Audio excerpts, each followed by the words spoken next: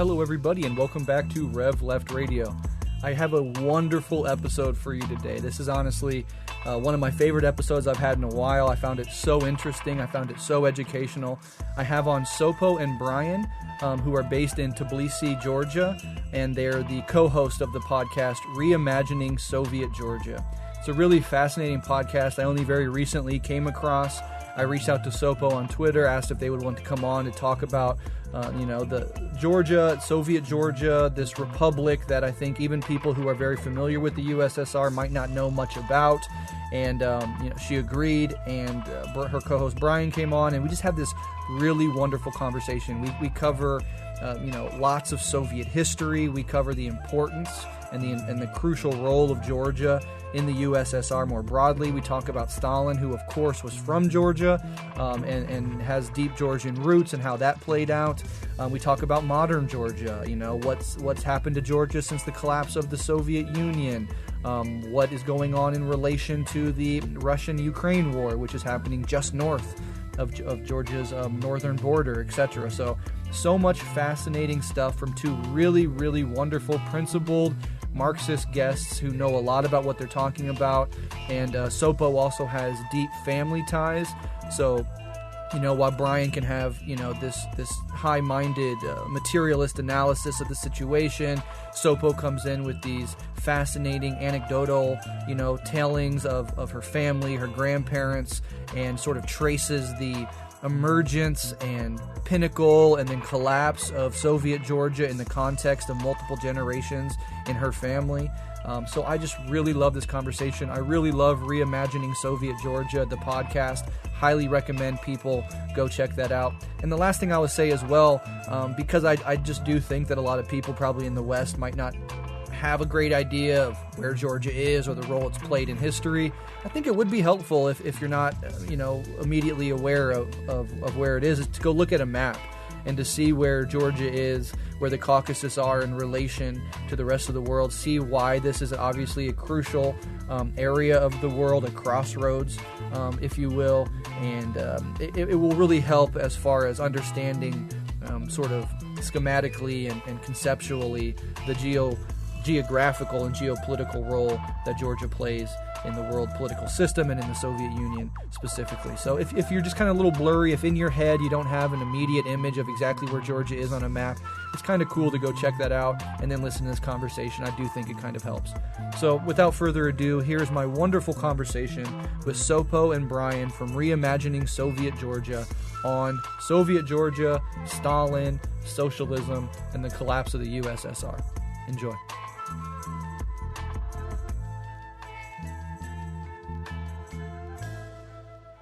I'm Sopiko Japaridze.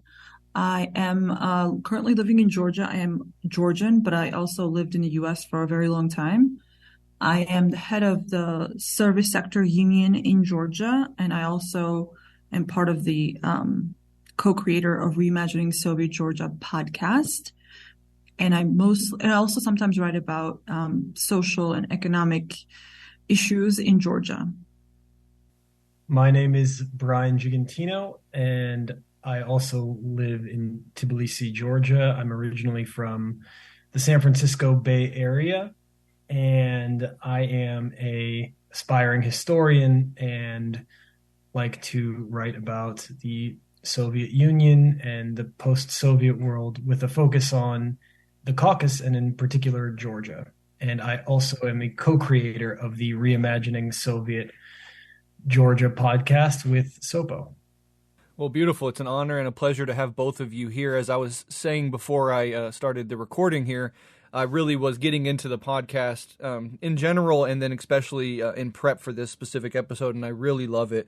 So let's actually maybe start there before we get into the history and the details of Georgia itself. Let's just talk about the podcast. Can you tell us about Reimagining Soviet Georgia, why you both decided to create the project, and kind of what you were aiming to do with it? Sopiko and I decided to create this project, Reimagining Soviet Georgia, because first and foremost, there's like a huge distance between how the history of Georgia in the Soviet era is remembered in the country today and the sort of way that it's abused and anti-communist politics are used in this post-Soviet transition.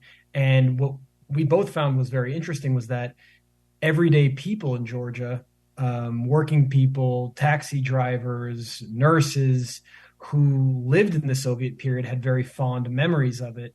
And yet at the same time, the sort of like mainstream narrative, mainstream nation building narrative in the post-Soviet period has been one of demonization of the Soviet Union.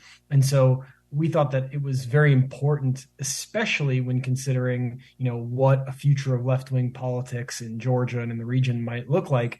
We thought it was very important to try to bring some of these conversations about the Soviet past in a more public-facing and open forum so that people could have a more honest conversation about what the Soviet past was actually like. And we also found that a lot of historians and people who write about the region had a lot different understanding of what Soviet Georgia and the Soviet experience was like in Georgia than the mainstream memory politics and the mainstream politics of the country, sort of how the Soviet past is used. So, Bo, do you have anything to add to that? Yeah, I think personally, when I came back to Georgia in 2014, I had a much worse understanding of Soviet Union. I thought it was an experiment that should not be replicated or really thought about that much. I mean, I grew up in more left calm sort of Trotskyist circles where we talked about the Russian Revolution, and then it would, like in the 1920s, it would sort of end the conversation, for some even earlier.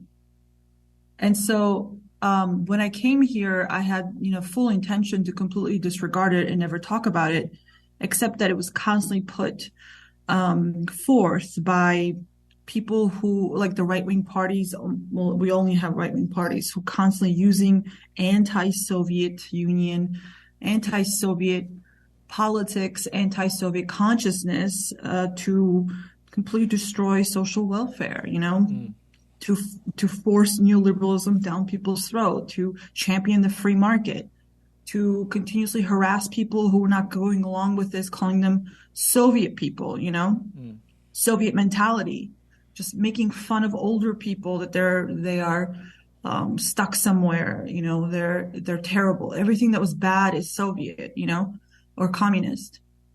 And so I realized that this was this huge elephant in the room that if it's not addressed, talked about, really reckoned with, it continues to pervade every part of Georgian politics and life. And so at the same time that the right wing, which is saying all the parties in Georgia are weaponizing Soviet Union, the anti-Soviet Union, or whatever their perception is, people miss it so much. And not just miss it because it's some kind of nostalgia, which I feel like some people try to frame it, but they really miss the material gains of the Soviet Union. They had a better life. And it's funny because everybody thinks it's a caricature, but they really, in every possible way, if you look at indicators, and if you talk about their everyday experiences, they just had a much more secure life, much more freedom in the sense of fulfilling a better, like more of a life that's realized, as opposed to now, because everything is based on money, so they can't actually realize themselves. Their ability to even go for entertainment is limited by their income and also what's available, right? Environments degraded. People miss trees that are no longer there.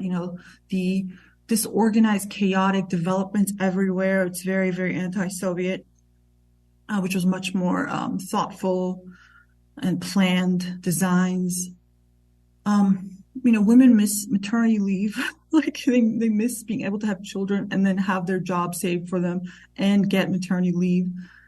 So there's so many ways that, and so many reasons that people miss the Soviet Union. That's real and based on their better life, and not because they have something, like they just miss the good old times. Yeah. There really has been a huge decline in living standards for them. Yeah, and this is something that we cover from many different angles. On this show, we've talked to people who have experiences in the former Yugoslavia. We've talked to, and I know you've had Kristen Godsey on your podcast as well.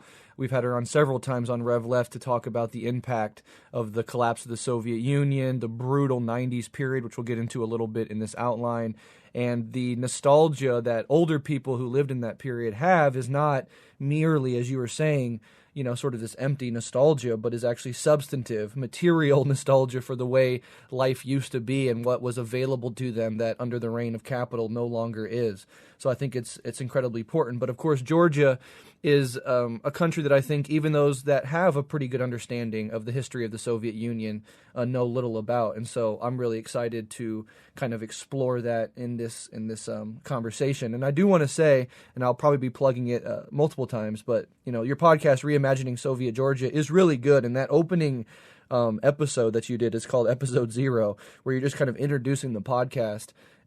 Both of you have a really interesting and a really great intro podcast episode to a new podcast, and you guys go into more detail about why you wanted to do this project, what the ideological leanings are of the people in Georgia today and the Georgian youth, and I found that conversation incredibly fascinating.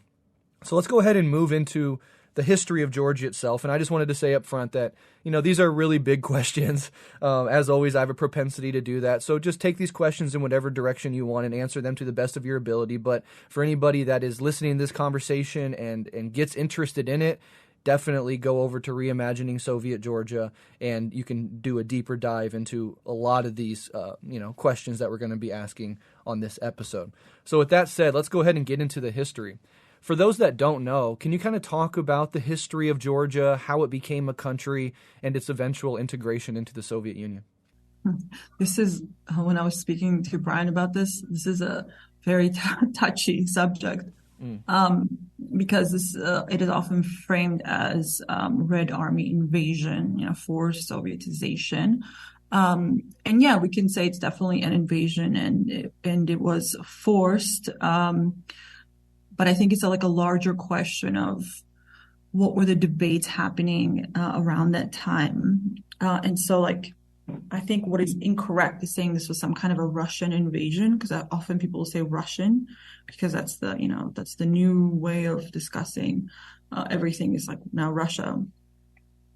But actually it was Stalin and Orджоникидзе, Georgians that were debating actually on the pro and the against side, and so Russians actually, Lenin was the one against it, Trotskyist was against it.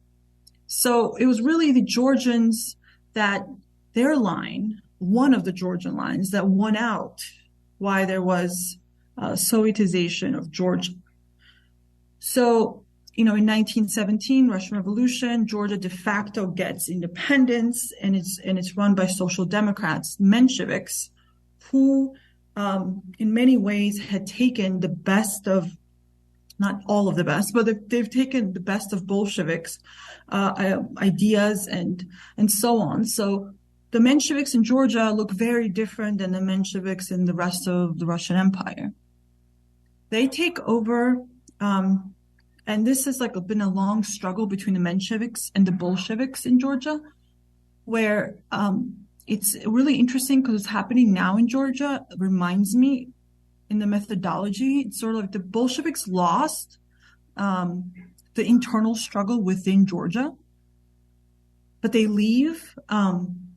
Stalin leaves Georgia, and so many others do, and they're militants everywhere. Doing the party work, Bolshevik work. And the Mensheviks, who they win out, especially among Georgians, a lot of the Bolsheviks then are relegated to non-Georgians in Georgia. And so Stalin has to leave Georgia because he's locked out of all the sort of revolutionary committees and revolutionary work because of the Mensheviks. So I look at the invasion as also part of the larger struggle of Georgian Mensheviks versus Georgian Bolsheviks. And we have to remember that Georgian Mensheviks and Bolsheviks were also very prominent in a lot of areas. Even like Petrograd was, first chairman was Georgian Menshevik, So Georgians have been an incredibly important part of creating the Soviet Union or creating socialism in the Russian Empire. And so in 1921, Georgia gets integrated through military, through invasion into the Soviet Union. And really the falling out between Stalin and Lenin happens then, when Lenin's on his deathbed and he's like very angry with Stalin because he doesn't know what's happening. It's called the Georgian Affair. And he's incredibly angry with Stalin and asks Trotsky to take up the cause of Georgia the next meeting, but then he dies. And Trotsky never does it. So this is sort of the falling out of Lenin and Stalin is over the annexation of Georgia. Wow. Yeah, Bryan, do you have anything to add to that? Yeah, I just want to reiterate that one of the important things I think for people to understand is that when the Russian Revolution took place in 1917, it was a empire-wide revolutionary struggle of the people and led by the people on the periphery. And so Georgians, of course, were, as Soap already mentioned, very, very, very involved in the social democratic committees that were empire-wide. And so these very, very long-standing debates about what a socialist society would look like and where nations and nationhood would fit in became central to how the Social Democrats, especially from those in areas like Poland, the Baltic states, and through Transcaucasia meaning what is now Armenia, Azerbaijan, and Georgia, where they would even fit into this sort of like, socialist form of social organization. And, how can they actually have an anti-imperial and an anti-imperial approach to building a social society? And on top of that, I also wanted to reiterate that when the Russian Civil War started, you had 3 republics in the Caucasus that de facto declared independence. But what most historians argue is that these 3 independent republics, this is Armenia, Georgia, and Azerbaijan, who were each led by nationalists of different kinds, Georgia being led by Menshevik Social Democrats, were doing it out of necessity, less and in the moment of sort of like, is unclear who was going to, be in control of what. At the same time, the Bolsheviks, of course, are trying to hold on to control of Petrograd and the rest of what is then Russia. And cadres, of course, in other areas of the empire are also fighting. So when Sovietization happened, when the 11th Red Army, led by Ordzhonikidze and Stalin Zhukashvili, entered and overthrew the Mensheviks, this was, as Soap already mentioned, a continuation of a long-standing tension, but also we have to remember that, Georgians had been playing such a central role in the Russian Social Democratic committees as well, in the empire-wide movements, even taking, having a role in Europe. And so it was sort of an extension of those tensions. And the first act was that after the 3 republics were Sovietized, Azerbaijan, Armenia, Georgia, the Bolsheviks went into, created what was called the Transcaucasian Socialist Federative Soviet Republic, which actually was a form of regional integration and of the 3 formerly, shortly independent territories. So when you had someone, as we all know, Joseph Stalin, who was the Commissar of Nationalities, who was tasked by Lenin to write about the national question, he knew very well that these nationalisms in the South Caucasus were not only quite powerful, but very dangerous and explosive. And so this was actually the idea of Ordzhonikidze to create regional form of federalism in the South Caucasus as a means to not only economically integrate the three states, but also try to overcome some of the ethnic tensions that had been plaguing the region during the Civil War. So one of the most, I would say, clear examples of this, and a reason why we have to understand that Bolshevik nationality policy in the region was not some preordained plan to, hold on to all parts of the Russian Empire, but instead was a response to on-the-ground tensions and a response to the demands of local cadres during the Civil War. During the time of Georgian independence, there was a fight between Ossetians and Georgians. Ossetians are a ethnic group in the North and South Caucasus. Today, there's North Ossetia and South Ossetia. North Ossetia is a region of the Russian Federation. South Ossetia, there's a region that is called South Ossetia, which is a territory that during the Soviet period was an autonomous oblast inside of this Soviet Georgia, Georgian Soviet Socialist Republic. And what's important to understand is that during the independent Georgia, there had been a war, basically constant fighting between the Georgian Menshevik, the Democratic Republic of Georgia, known as the First Republic, and Ossetians. And the Ossetians were rebelling basically against Georgian landlords in the region. They had appealed to the Bolsheviks and had become, integrated into sort of Bolshevik formations. And when the Sovietization of Georgia happened and they were trying to organize where the borders were, the idea that South Ossetia, a predominantly Ossetian but ethnically mixed region, should be a autonomous region within Georgia was seen as a settlement to the ethnic tensions that had been playing out violently during the Civil War.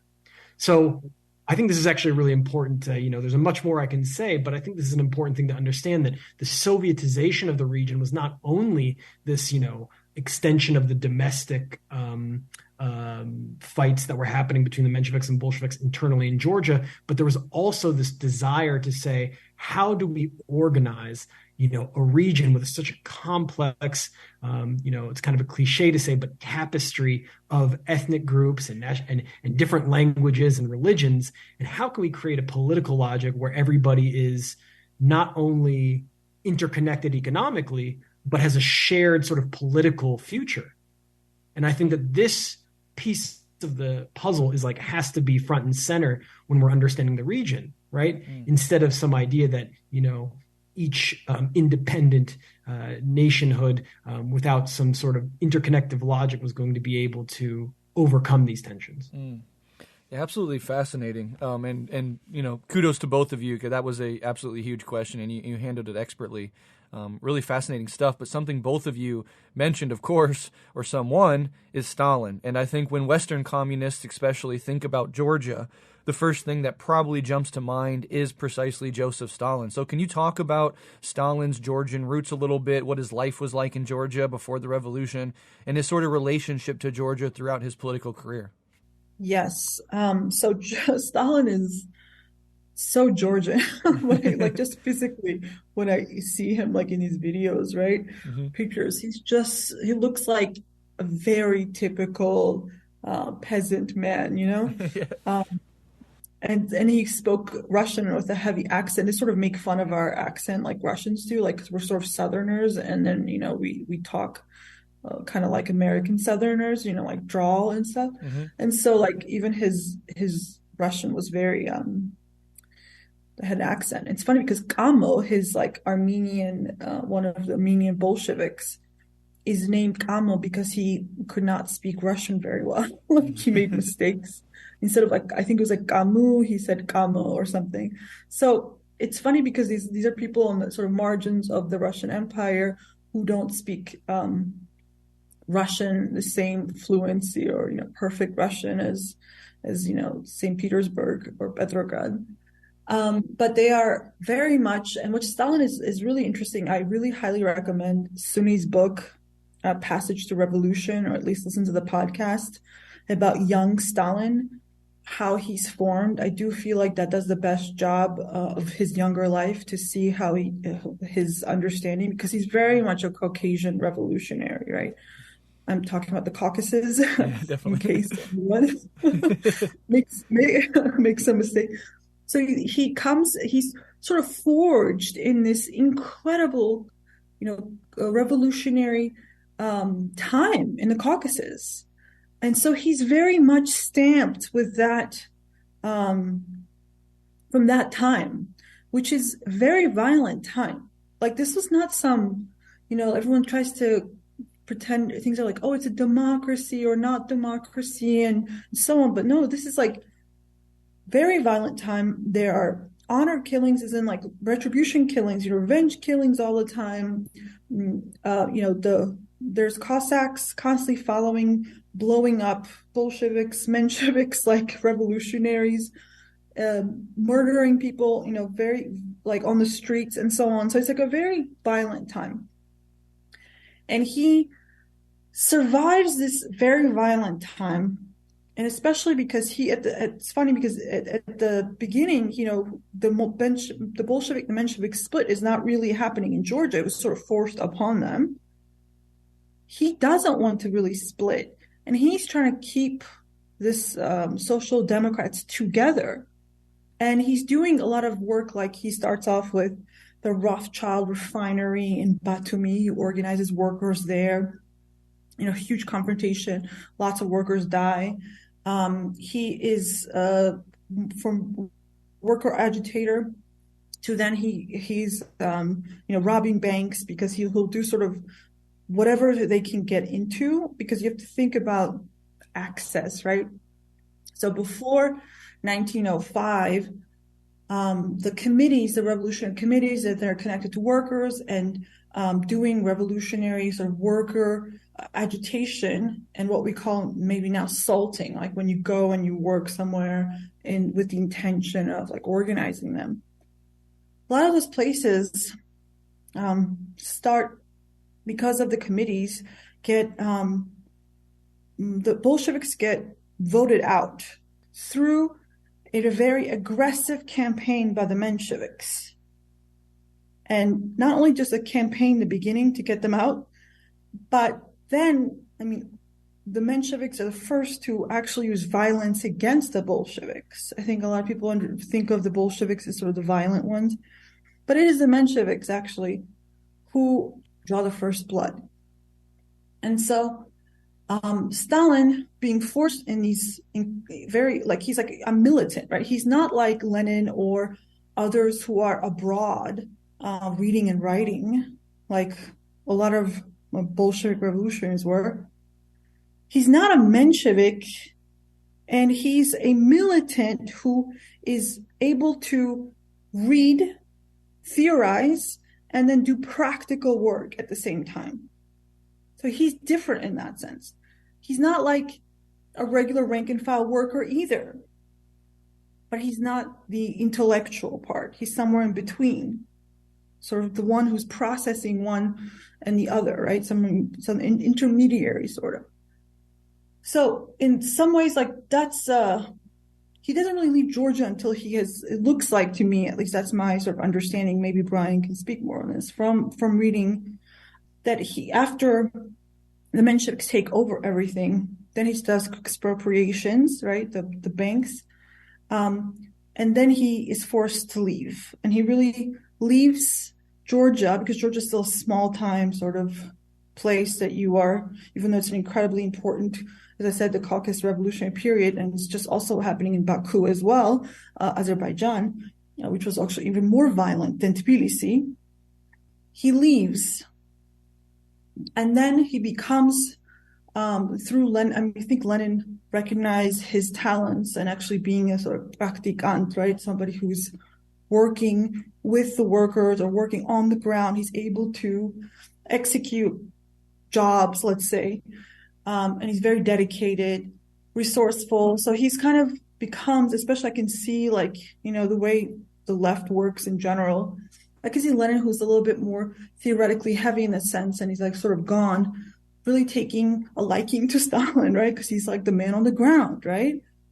And so and then Stalin, I think Bryan addressed this, but Stalin really doesn't think that Georgia is viable by itself, being independent. So he's the one really pushing to end the bilateral agreements with all these republics and incorporate them into a larger social democratic project.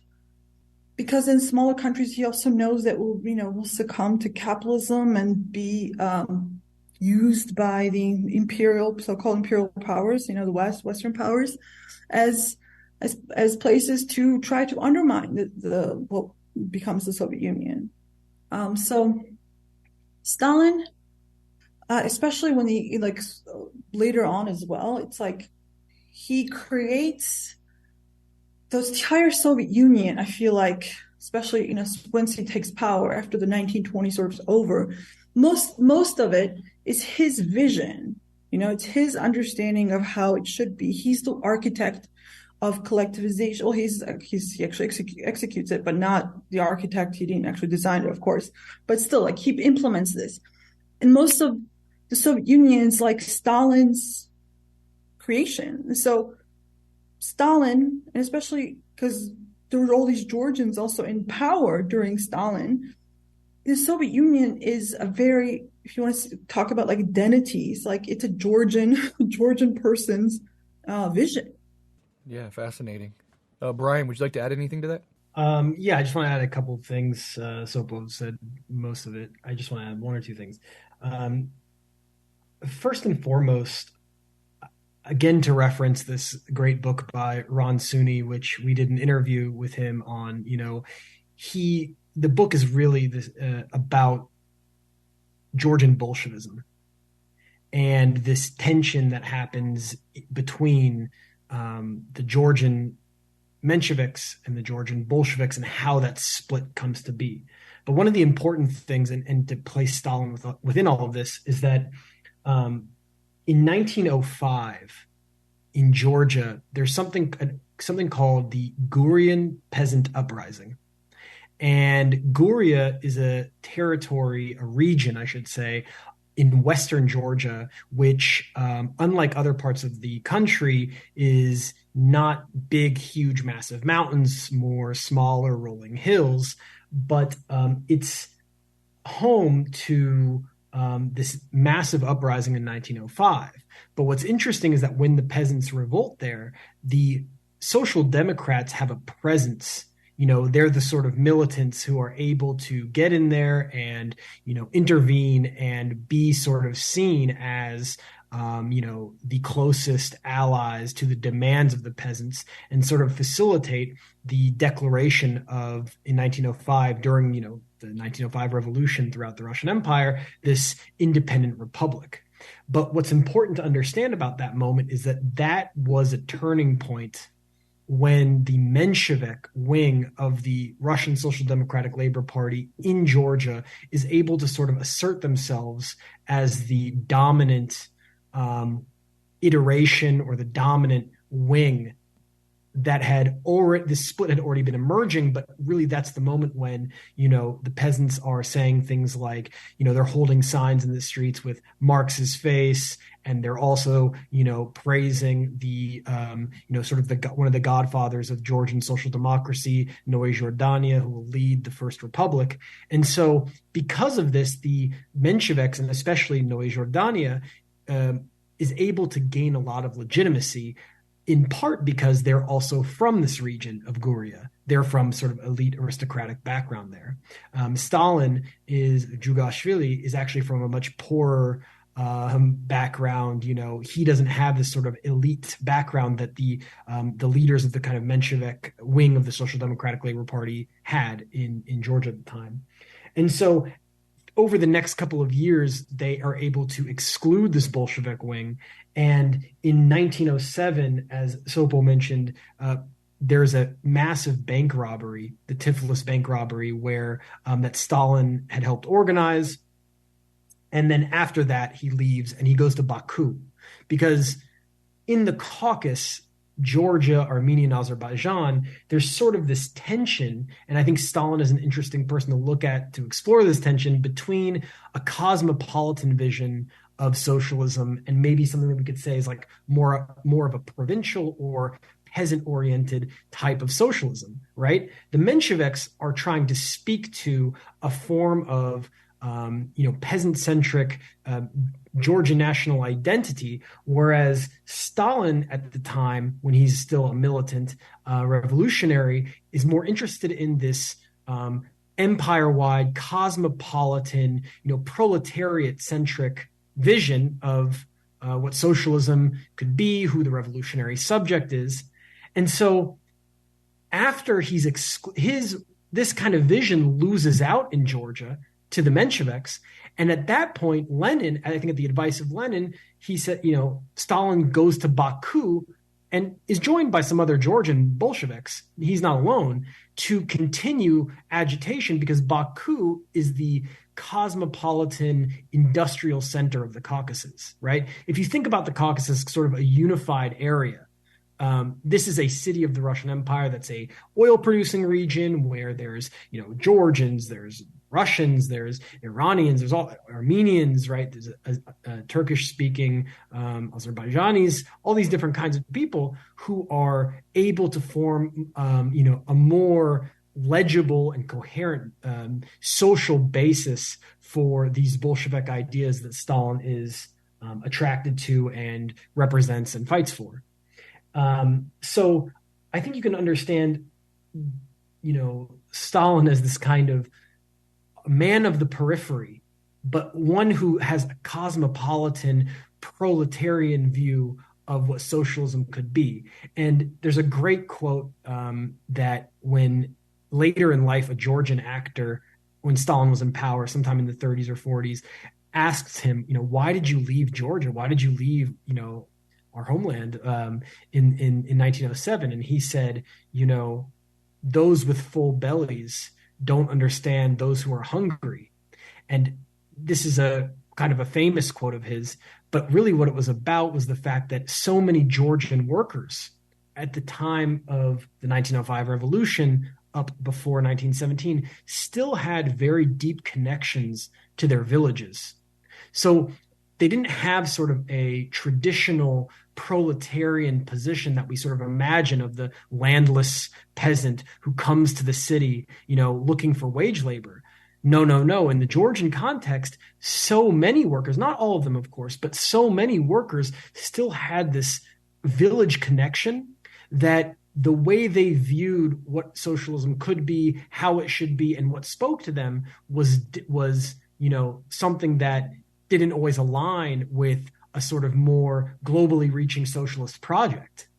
And this was, I think, something that Stalin, because he didn't have that connection, right? He was not a man with a village he could go back to and land, right? He was more, had this, I would say, rough proletarian upbringing, right, of a father who was an alcoholic and a failed shoemaker, and a mother who wanted him to, go into the become a priest. And so, he's actually someone who's got a much rougher background, and he's thinking, and as Sopo already said, he becomes a militant, and he's not he doesn't have this, what I could say is like a sort of gentry peasant socialism that his political opponents, who would become the Mensheviks, romanticized. Mm. Yeah, well, that's so compelling and so interesting. And as both of you mentioned, that episode 3 you have on Reimagining Soviet Georgia with Ronald Grigor Suni, who was the author of Stalin, Passage to Revolution, is a really, really great episode for anybody that wants to dive a little deeper. But even here, we're not quite ready to leave Stalin, because this history, specifically around Stalin as a figure, and the way it's weaponized by both liberals and fascists alike, leads to kind of this question, which is, we know how Stalin's remembered in the Western world. How is he remembered in Georgia today? And how do you, as communists based in Georgia, think about Stalin and his impact? This is, not only a very important question that you're asking, but also, I would say, the question that is, the most focused upon. Let me just start with saying that, it has become almost a journalistic cliche to to sort of define Georgia based on the fact that Stalin was from Georgia. And as there's been this project of demonizing the Soviet past, Stalin has become, this figure to say this is Stalin represents the quote unquote totalitarian roots of the Georgian Soviet past, and the backwardness of the pro-Soviet part of the population, and is sort of used to try and split the Georgian population between those who are advanced and pro-Western and embrace democracy, and those who are nostalgic for the Soviet period and embrace the totalitarianism of Joseph Stalin. So I think the first thing that we have to understand is that the specter of Stalin is used by those both inside and outside of the country to say that that Stalin is the reason that there is Georgia can't join the West, or Stalin is the reason that there's backwardness, or Stalin is this love of Stalin represents why Georgia's poor, why people can't modernize, or any number of these kinds of horrifyingly classist and otherwise ridiculous ways to try to split the population. That's the first thing I want to say about Stalin. And then the second thing I want to say is that Stalin, I would say that you have to properly understand how Stalin is understood in Georgia. We have to start with an event in 1956. And as you and your listeners probably know, that after Stalin died and Nikita Khrushchev took over, there was the secret speech at the 20th Party Congress when Nikita Khrushchev gave a speech about the cult of personality and criticized Stalin and Stalinism as a form of governance, and this was kept under wraps, as you know. It wasn't actually made public initially, and the news started leaking to Georgia because there were some Georgian people who were at the speech, and then the word started getting out in Georgia. And what you have to understand is that during Stalin's time in power, he was revered as not only was he from Gori, a small city outside of Tbilisi, but he was like one of the most powerful people in human history, right? The defeat of of fascism in Germany was led by a Georgian, that Stalin had basically overseen the industrialization of the Soviet Union. So there was a certain sense of not only local pride, but a way in which Stalin and Stalin's associates were seen as, this representation of kind of the importance of Georgia within the Soviet project. You know what I mean? Yeah. That Georgia's as a territory, as a Soviet Georgia, had this outsized importance in the Soviet project. So there was a lot of reverence for him. And so when he died, and when this speech was given by Khrushchev, there was a sense that there was a threat to the gains, right, that the Sovietization up to that point had made in sort of the consolidation of a Soviet Georgia. And so people came out in mass numbers to protest around this statue of Stalin, and started giving speeches. And, there's been a lot of really interesting history that has been written about these events, but protests lasted for days. People came from all over the country. Speeches were given about, how de-Stalinization is an attack on Georgia, about, on the Georgian Soviet project.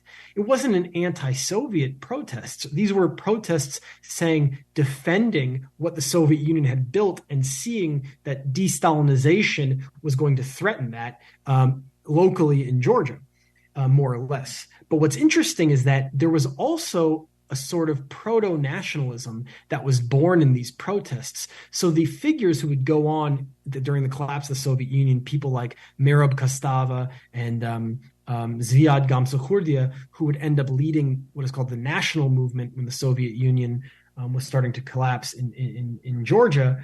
This would be the first protest they would participate in, right? And the reason is again, I'm trying to reiterate, is not so much that these were nationalist anti-Soviet protests. What was that? It was because through Stalin and through this like Soviet Georgian project, a new national consciousness was born in Georgia that was only possible because of Sovietization.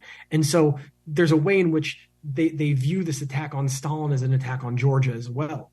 And the speeches that people are giving are very interesting because, of course, Khrushchev in the secret speech refers to, he makes some comment about how that Stalin was a Georgian, and people took offense to this. And so those pro-Stalin demonstrations that lasted for 3 or 4 days, people were killed. And then the new leader of the Georgian Soviet Socialist Republic, Japaridze, comes in and tries to placate people and sort of, tries to get people to calm down, and eventually people do. But what you have to understand is that after this moment, despite de-Stalinization happening around the Soviet Union, in Georgia, Stalin is still revered. He's seen as, this, as Sopo mentioned in an earlier comment, right? The Soviet Union is so, as a whole, influenced by Georgians and the role of Georgia that, Stalin is revered as such a powerful figure locally, that he represents Georgia's place within this Soviet what somebody else has called domestic internationalist project of, multinational Soviet construction, socialist construction. And, there's a lot of pride locally for that. So even through de-Stalinization, through the 60s, 70s, 80s, Stalin is still seen as somebody who is, very important. Yeah, and really quick before we move on to Sopo, I just wanted to clarify something you said, Brian.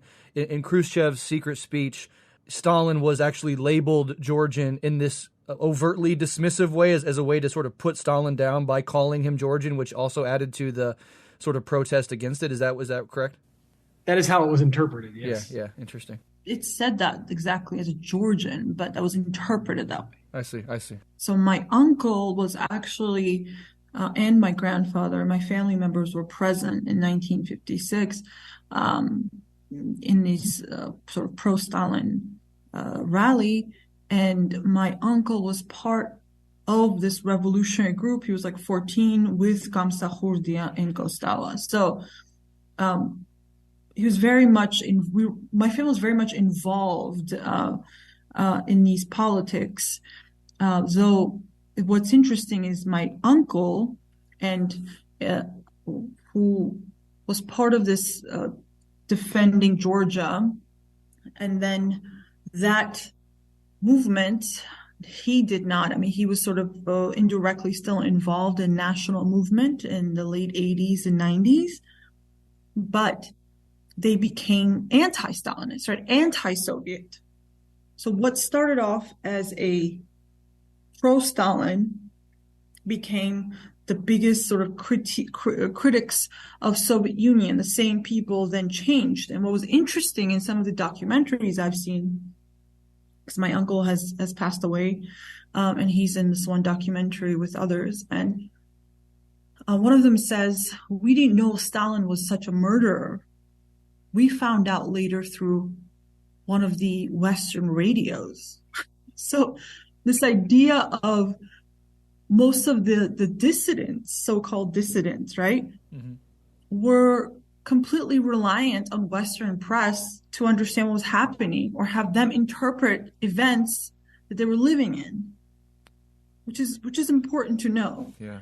It was actually shocking how much a lot of this came from the West, like them sort of, interpreting it and rehashing back to them as propaganda way to sort of either support their dissidents or undermine the Soviet Union.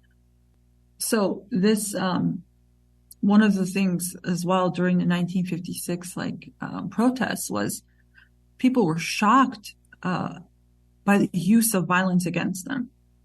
Like that was shocking because I mean, this is what my family members say, so it's hard to know exact truth, but my aunt says that my grandfather is saying, no, they would never shoot us. They would never harm us because he is in the sort of KGB. He's,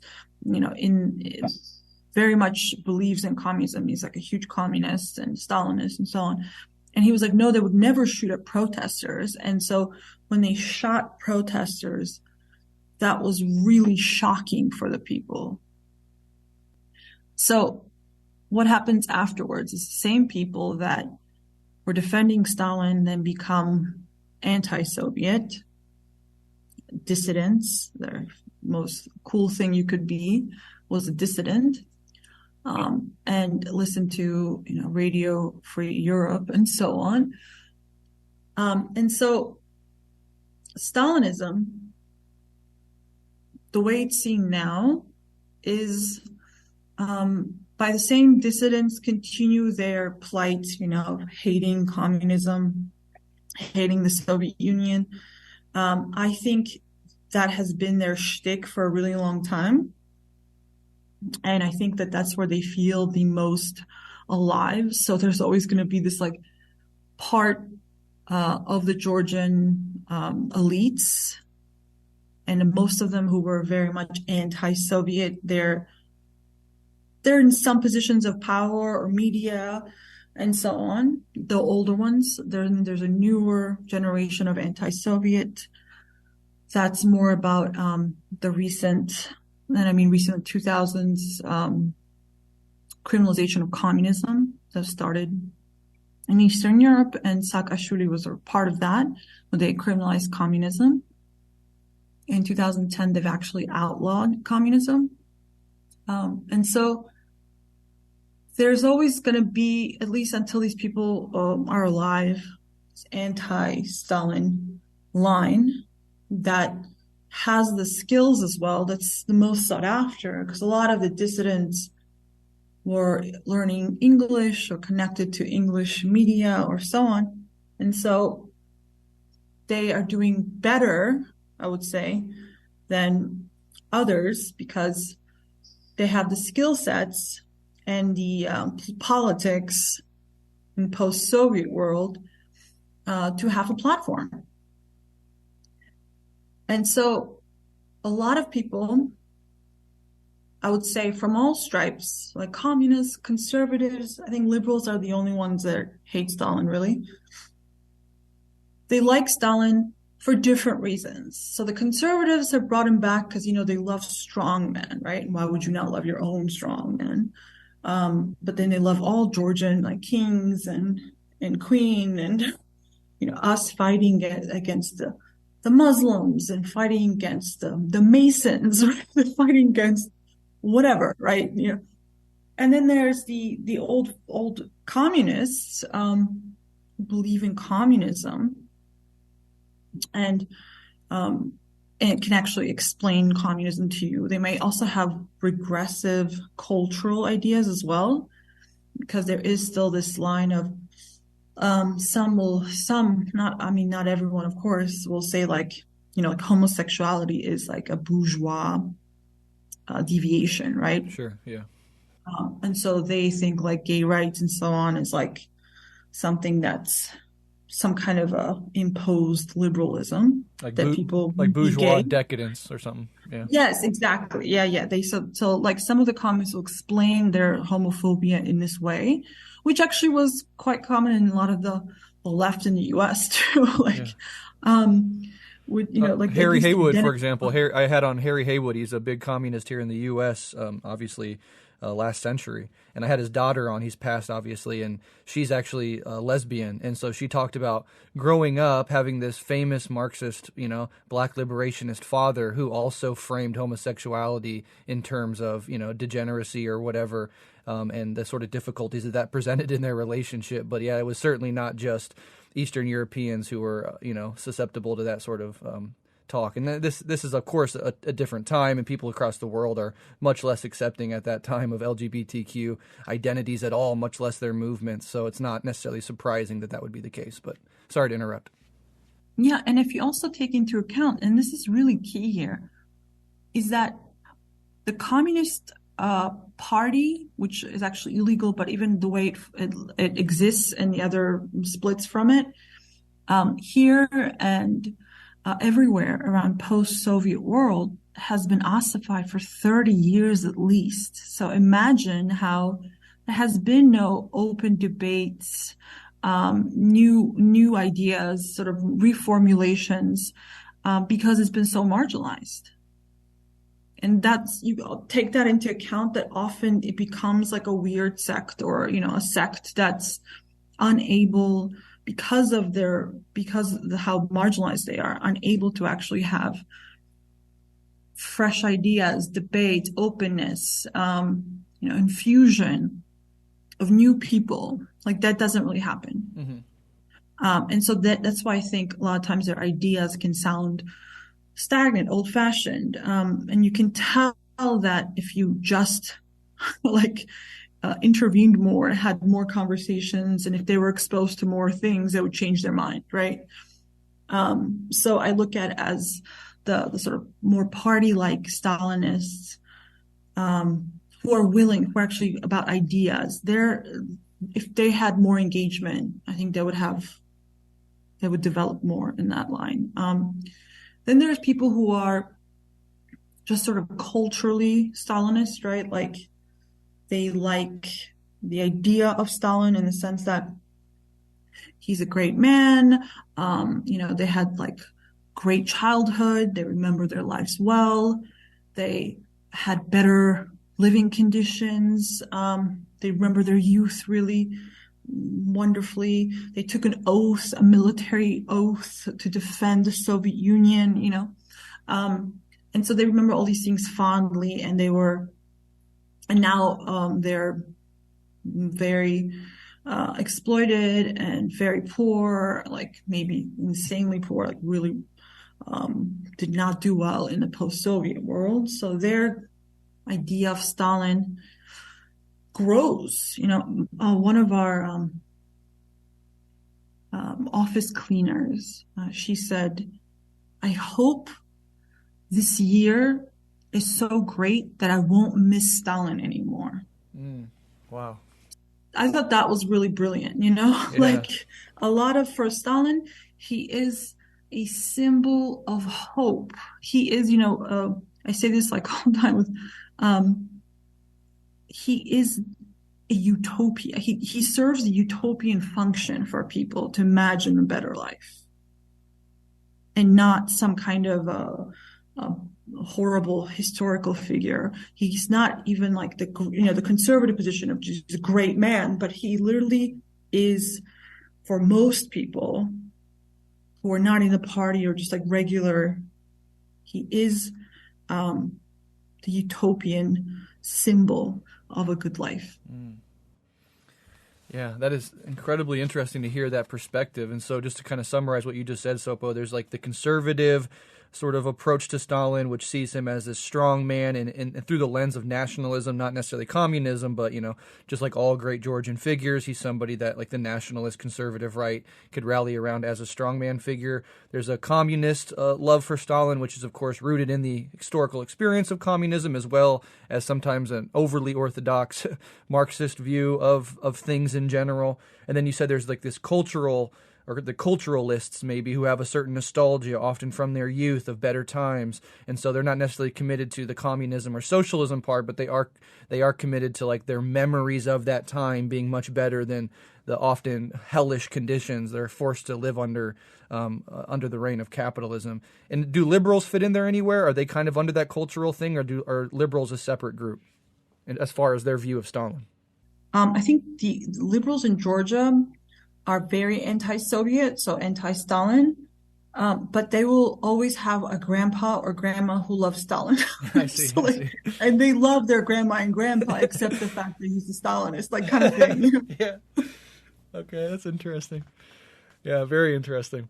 All right, well, let's go ahead and move away from Stalin, although, of course, we could talk about Stalin all day. A fascinating figure, fascinating history revolves around him, and obviously a very important figure in Georgian history and the Georgian mind, wherever any individual Georgian falls with regards to their views on him. But I kind of want to zoom out and kind of talk about socialism in Georgia itself. So can you both talk about the socialist construction in Georgia during, the high points of the Soviet Union, and kind of just talk about like its greatest achievements, what it was able to accomplish for working people in Georgia, et cetera? Yeah, this is the question of socialist construction in Georgia,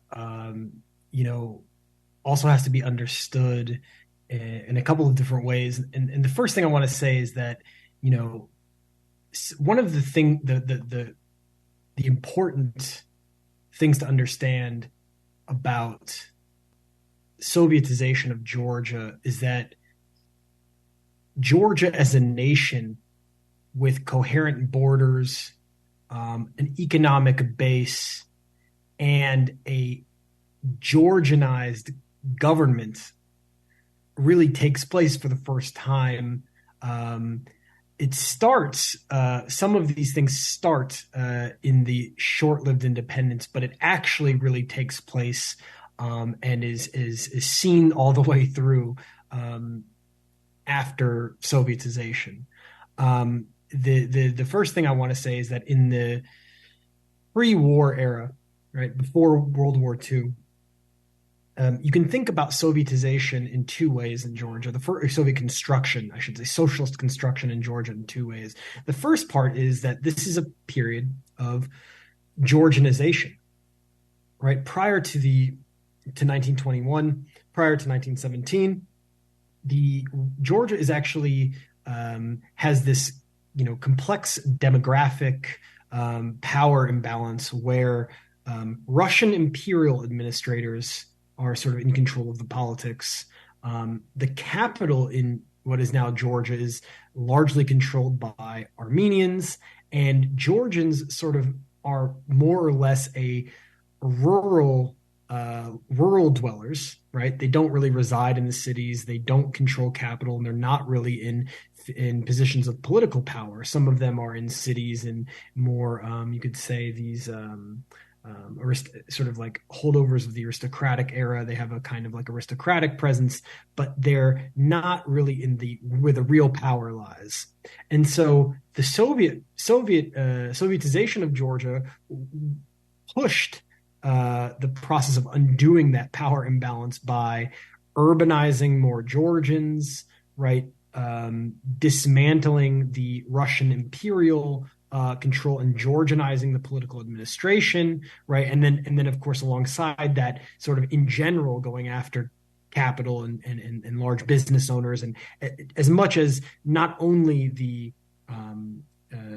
Armenian business kind of capitalists in the cities, but also sort of some of the larger Georgian landowners, or as I mentioned earlier, in some of the ethnic minority regions, Georgian what we call kulaks, like landowners, also being sort of undermined. So Georgianization is like really important thing to understand, that in this anti-imperial Bolshevik national building of nations, Georgianization takes place. And alongside with that is not just people in place of administration, but also cultural production, right? You start to get, there's this process called korenizatsiya, which means indigenization. So the idea was up through the 30s that Georgians should be in the positions of political power in the Union Republic. But alongside that, there should also be more educational opportunities, and most importantly, language and culture were being supported by the new Bolshevik state. So that meant that in an area where the Georgian language had been under constant attack by the Russian imperial authorities, in new young Soviet Georgia, you start to get the formalization, institutionalization of the Georgian language, which was, of course, a sort of radically, a radical proposition at the time. Also, you get industrialization in Georgia, of course. I think that it's the most the peak of this, of course, starts in the post-war era. I mean, up to World War II, but then in the post-war era, this is the best time in Soviet history economically, right? The 50s, 60s, 70s, and into the early 80s. Tbilisi, Kutaisi, and Batumi, the major cities in Georgia expand. There's building of factories. You get in Tbilisi, especially, sort of an emergent middle class. Urbanization starts to Georgia, not actually make Tbilisi, which is historically this cosmopolitan city, more Georgian, because rural dwellers start getting more opportunities in the cities. And of course, you also start to see Georgians with lots of opportunities throughout the entire Soviet Union. This is an interesting piece of the story, which is that, Georgians were in some ways the privileged republic. So there was a disproportionate number of Georgians in federal positions in Moscow, in all union positions. So Georgia started to see not only industrial development, the highest number of white collar workers in the entire USSR, the highest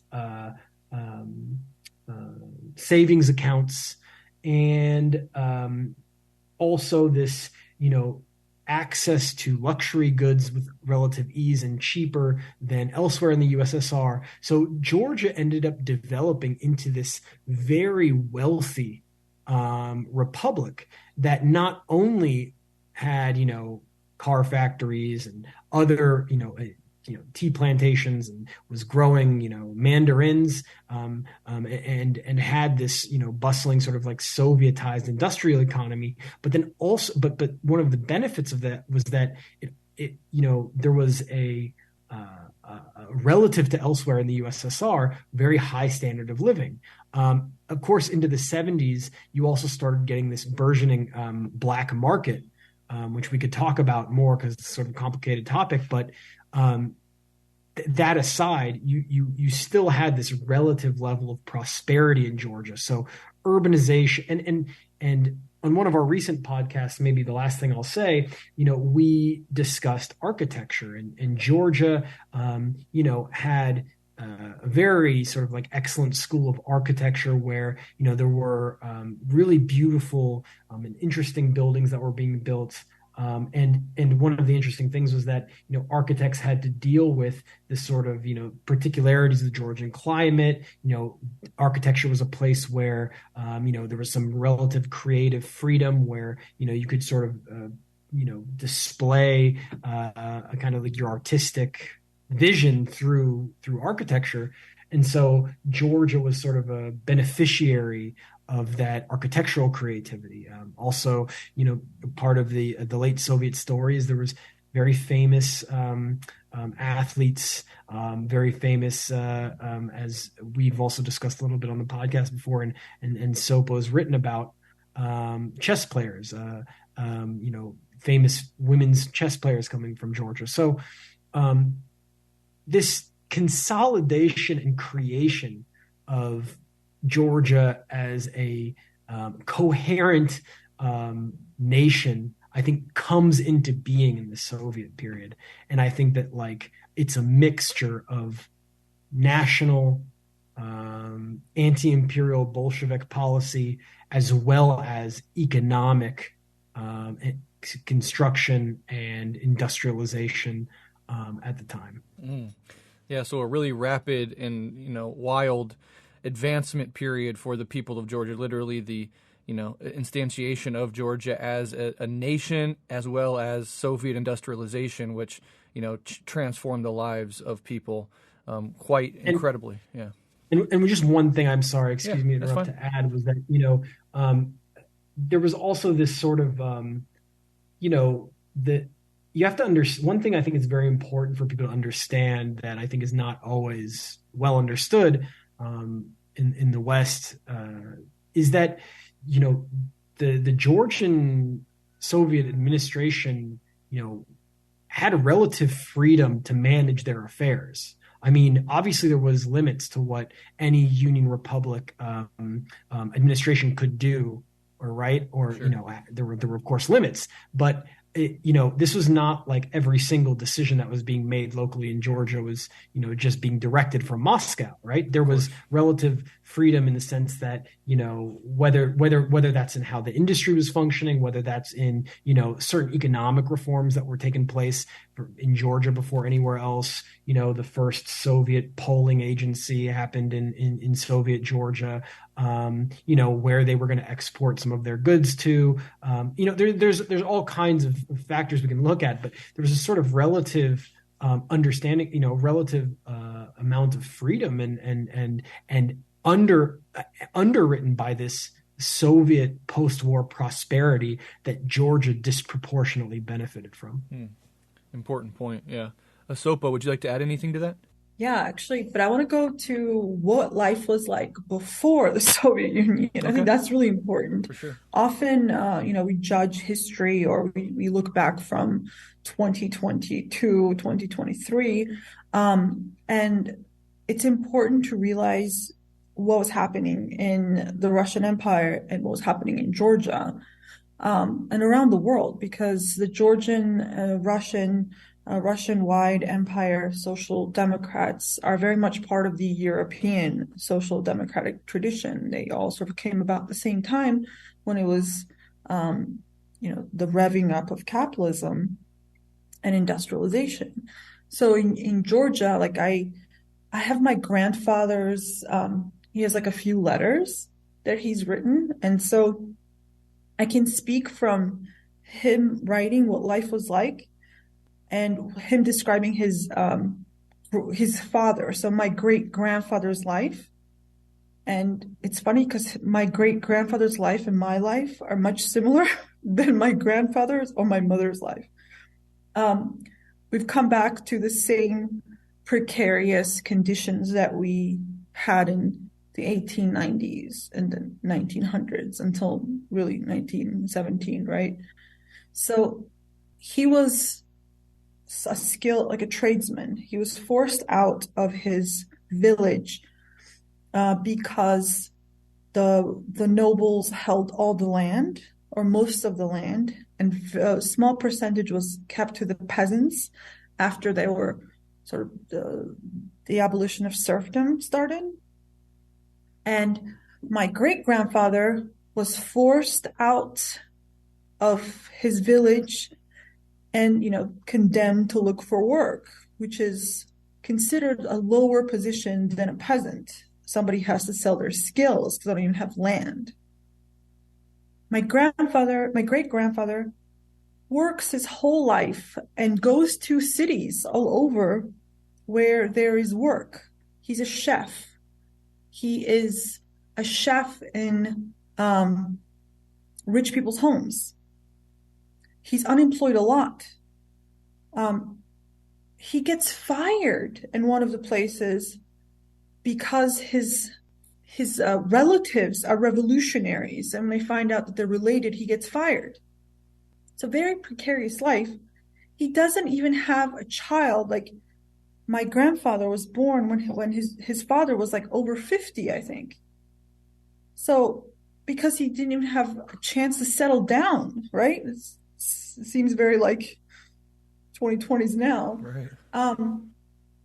And he gets unemployed, and my grandfather's like, thank God my mom is working. She's taking in everything she can and like washing clothing and doing all this like odds and ends that women do to survive. They are very precarious. My grandfather is not allowed in any of the schools because he's just a tradesman's child. He gets into one school in the Armenian district where he has to walk 4 kilometers on foot to get there. And he said that Georgian language was the last subject and didn't even need a grade. Like every other subject they learn has a grade. Mm-hmm. And they didn't even consider Georgian, the language, important enough to even have a grade. And he's like, he wants to learn Georgian, and they're like, oh, you don't really need to learn it, so who cares? So it's a terrible degradation of the Georgian language. Georgian sort of standing within Tbilisi is not really something that is respected. And my grandfather didn't even know Georgia in the first 5 years because he grew up in what's now Marneuli, close to the Armenian border, because his father had a job there. And so they had all moved there before they moved to Tbilisi. And he was like, I didn't even speak Georgian very well. Like he knew Armenian better than Georgian. So his life is very unstable, precarious, because his father's life is very unstable, precarious. He never even gets home. His father gets swindled. He said he saved his money and he was going to buy this like one room or something, and he gets like swindled from it. He doesn't even get that. So he's just condemned to travel all the time, find work, his wife to work when he can't. Very hard life. Mm-hmm. And also disrespected life. Like his position as a tradesman is also, as I said, not looked upon as something desirable. Mm-hmm. If you compare that to Soviet Georgia, you have a home. You get a home, right? Yeah. Then we had apartment in the city. We had apartment in the country, or house in the country. Workers have resorts. They have time off. They have free health care, provision, food, at least some level, food, subsistence level, if need be, minimum guaranteed. Georgian language is taught to everyone. Tons of books written about it. Georgian history is taught, tons of books are published about it. So this idea of like, what it does really is secure life for people who live in Georgia, Soviet Georgia, and the culture and the language and everything else like that's also important to people. And it creates, and there's this like constant thing that Tbilisians will say is that where is the Tbilisian relationships of yesteryear, which means like there was this like sweetness between people, that you acted in the highest, most honorable way, and you treat each other with dignity. So there's a sense that this security that life has brought, this economic and cultural security, that you could also have much more respectful relationships with people, which is opposed to now. And I say where I'm like my great grandfather is, I don't have a home. I didn't get anything. I don't have free healthcare. I don't have anything. Mm-hmm.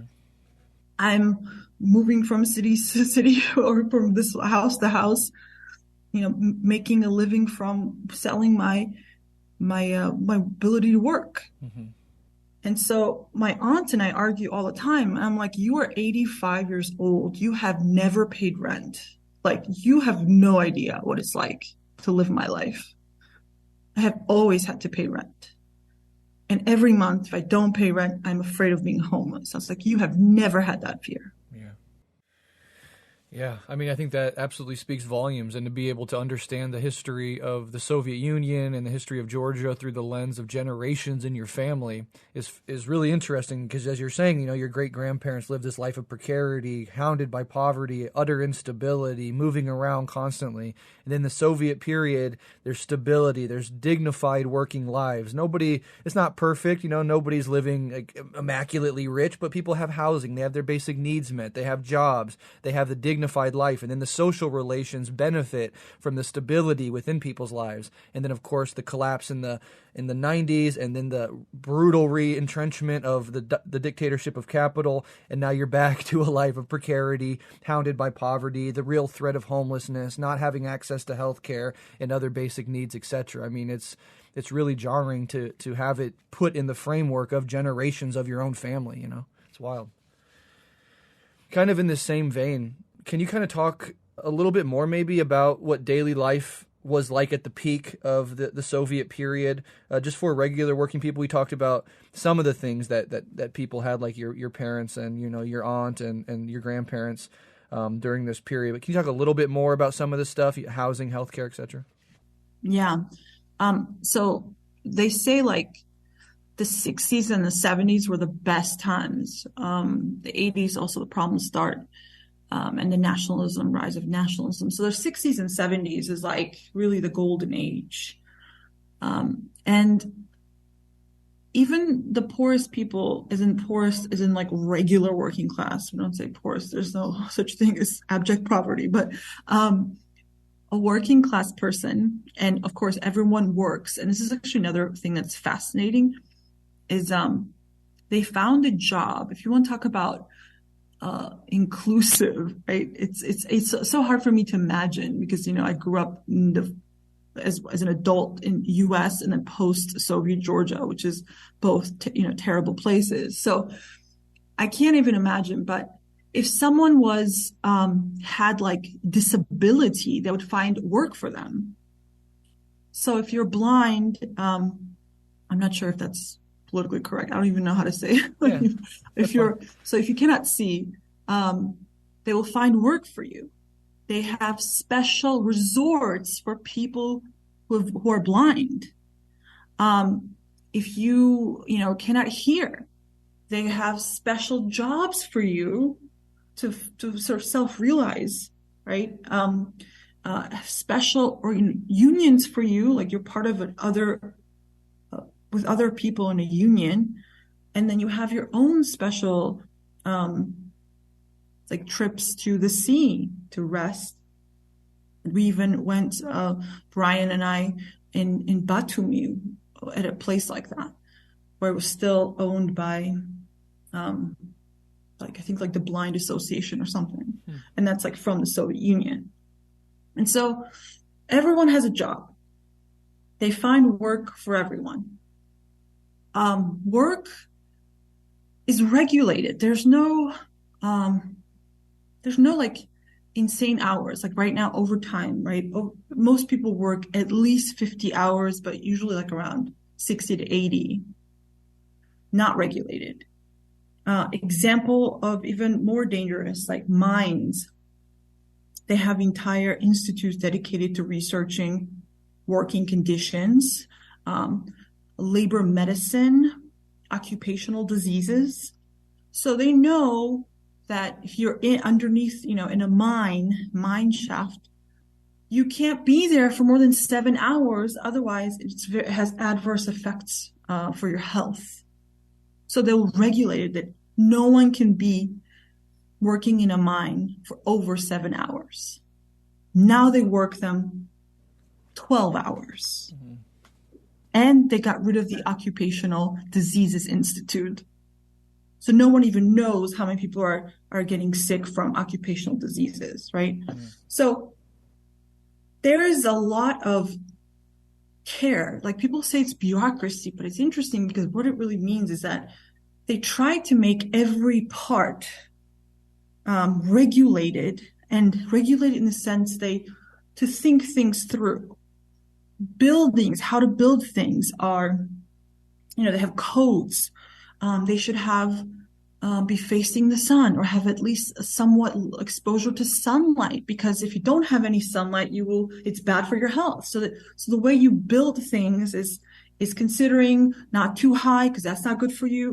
Have enough sun exposure, have a park downstairs, and be not too far from all these other public transportation and all these other things, parks and recreation.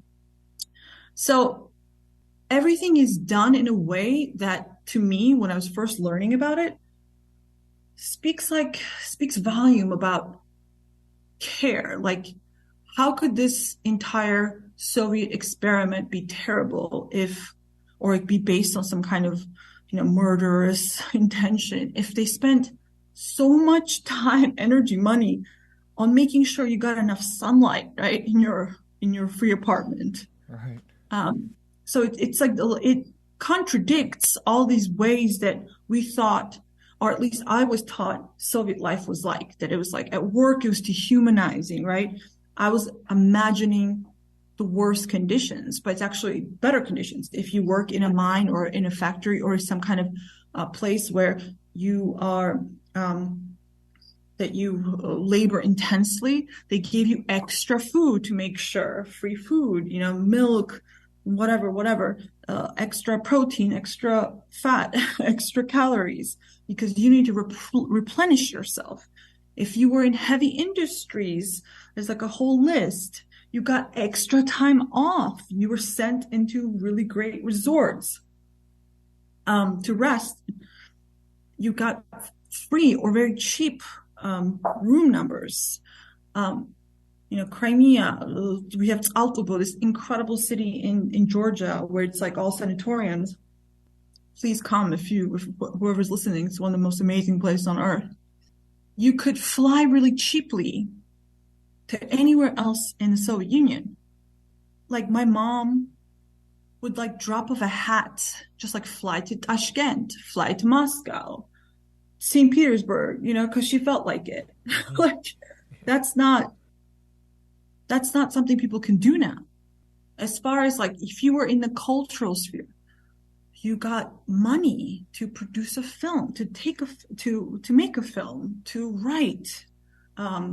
You had resorts, like writers' resorts, where you can go and relax and write.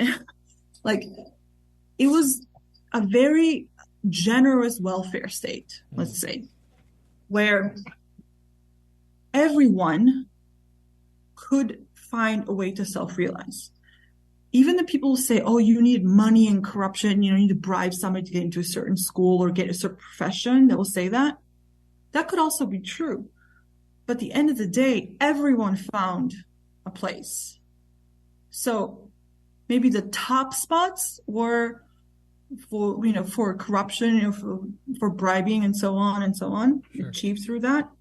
But there was still every other field that you could self-realize, that you could get a job, go get an education, be somebody. There were prizes. My friends were looking through some kind of like Tbilisi order. So they were getting all these prizes and medals every year. And they were giving them out to the hardest worker, the kindest person, a hardworking mother. Now they give them out to businessmen. Yeah. Wow. So like, it's radically different now. Like in every inch of life, you can see the changes. I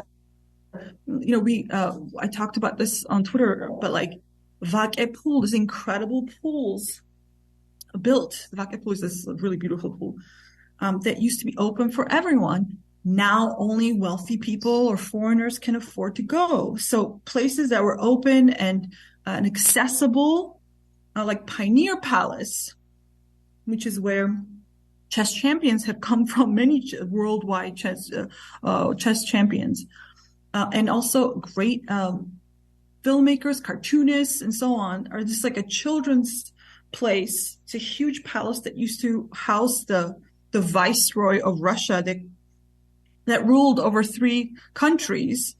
Beria gave it to the children. They're like, go play in it. And so there was this incredible stuff. There's a science room. There's the young Alpine Club, and they went what's it called, hiking in the mountains for fun. Some even became like professionals. There was every kind of thing you could think of. The drawing. You could become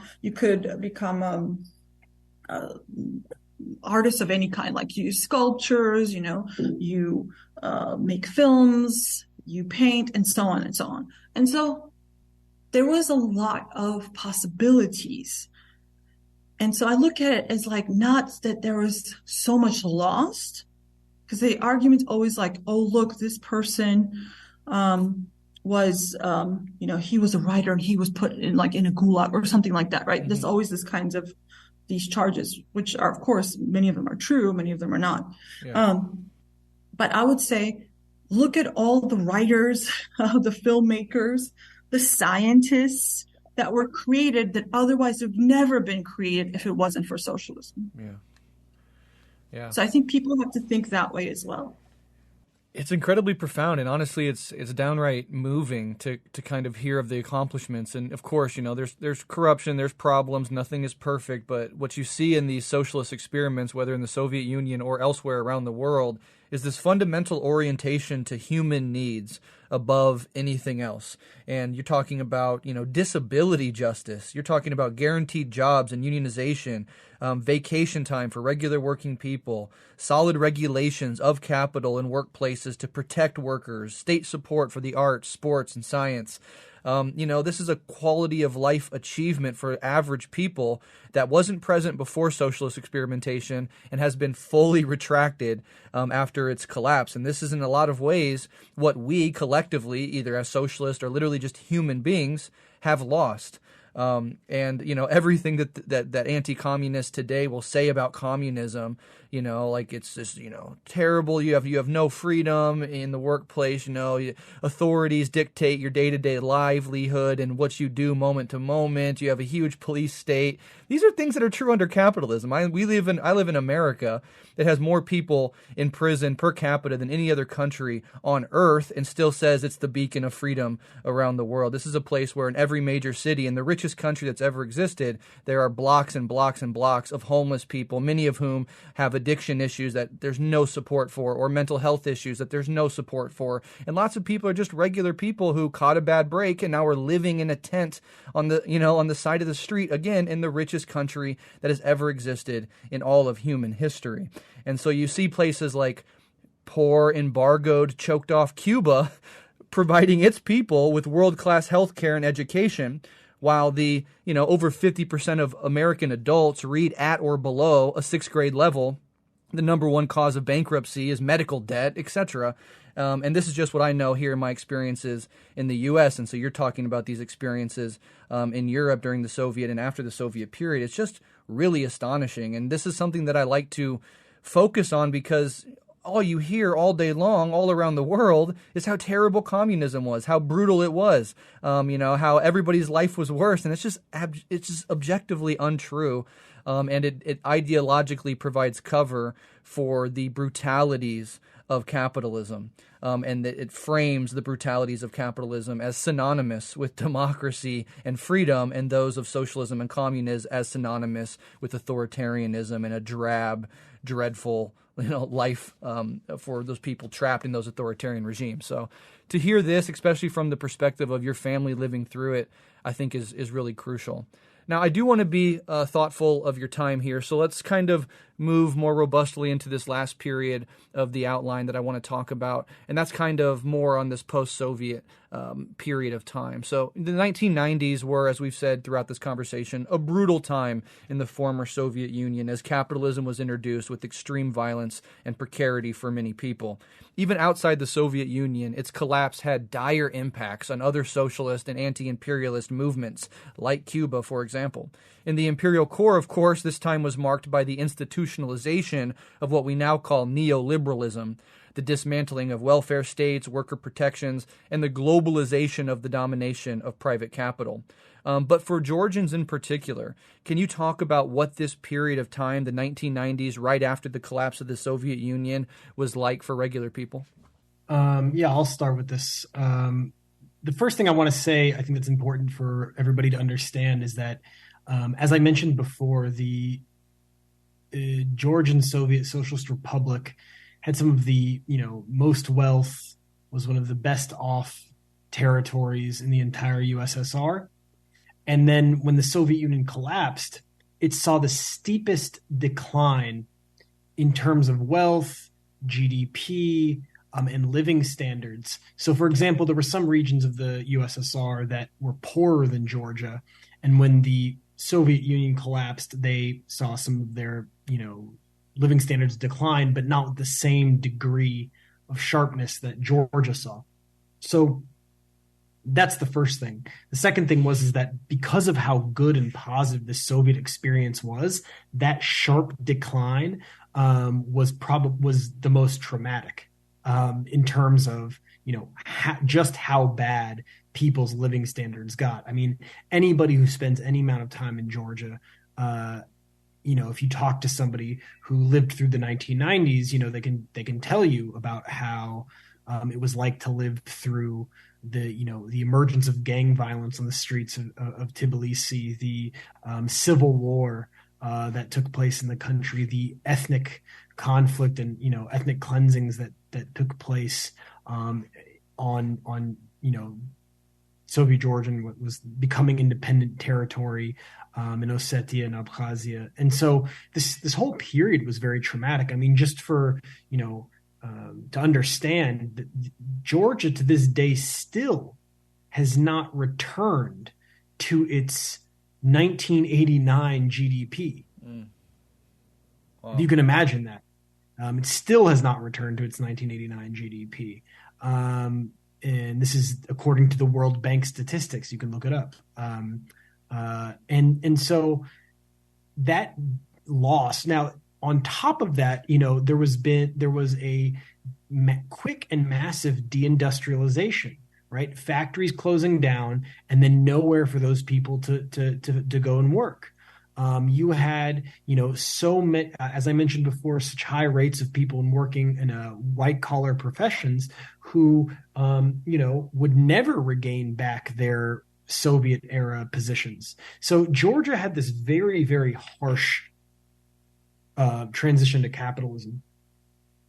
And the 1990s were so destabilized. And basically, the former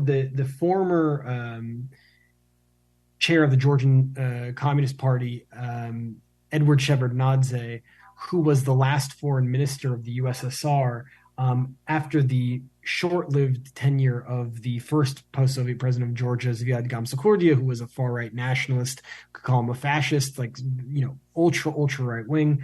After he was overthrown in a coup, I shouldn't say military, in a coup, by 1995, Edward Shevardnadze came back to power. But the interesting thing to understand is that Edward Shevardnadze was a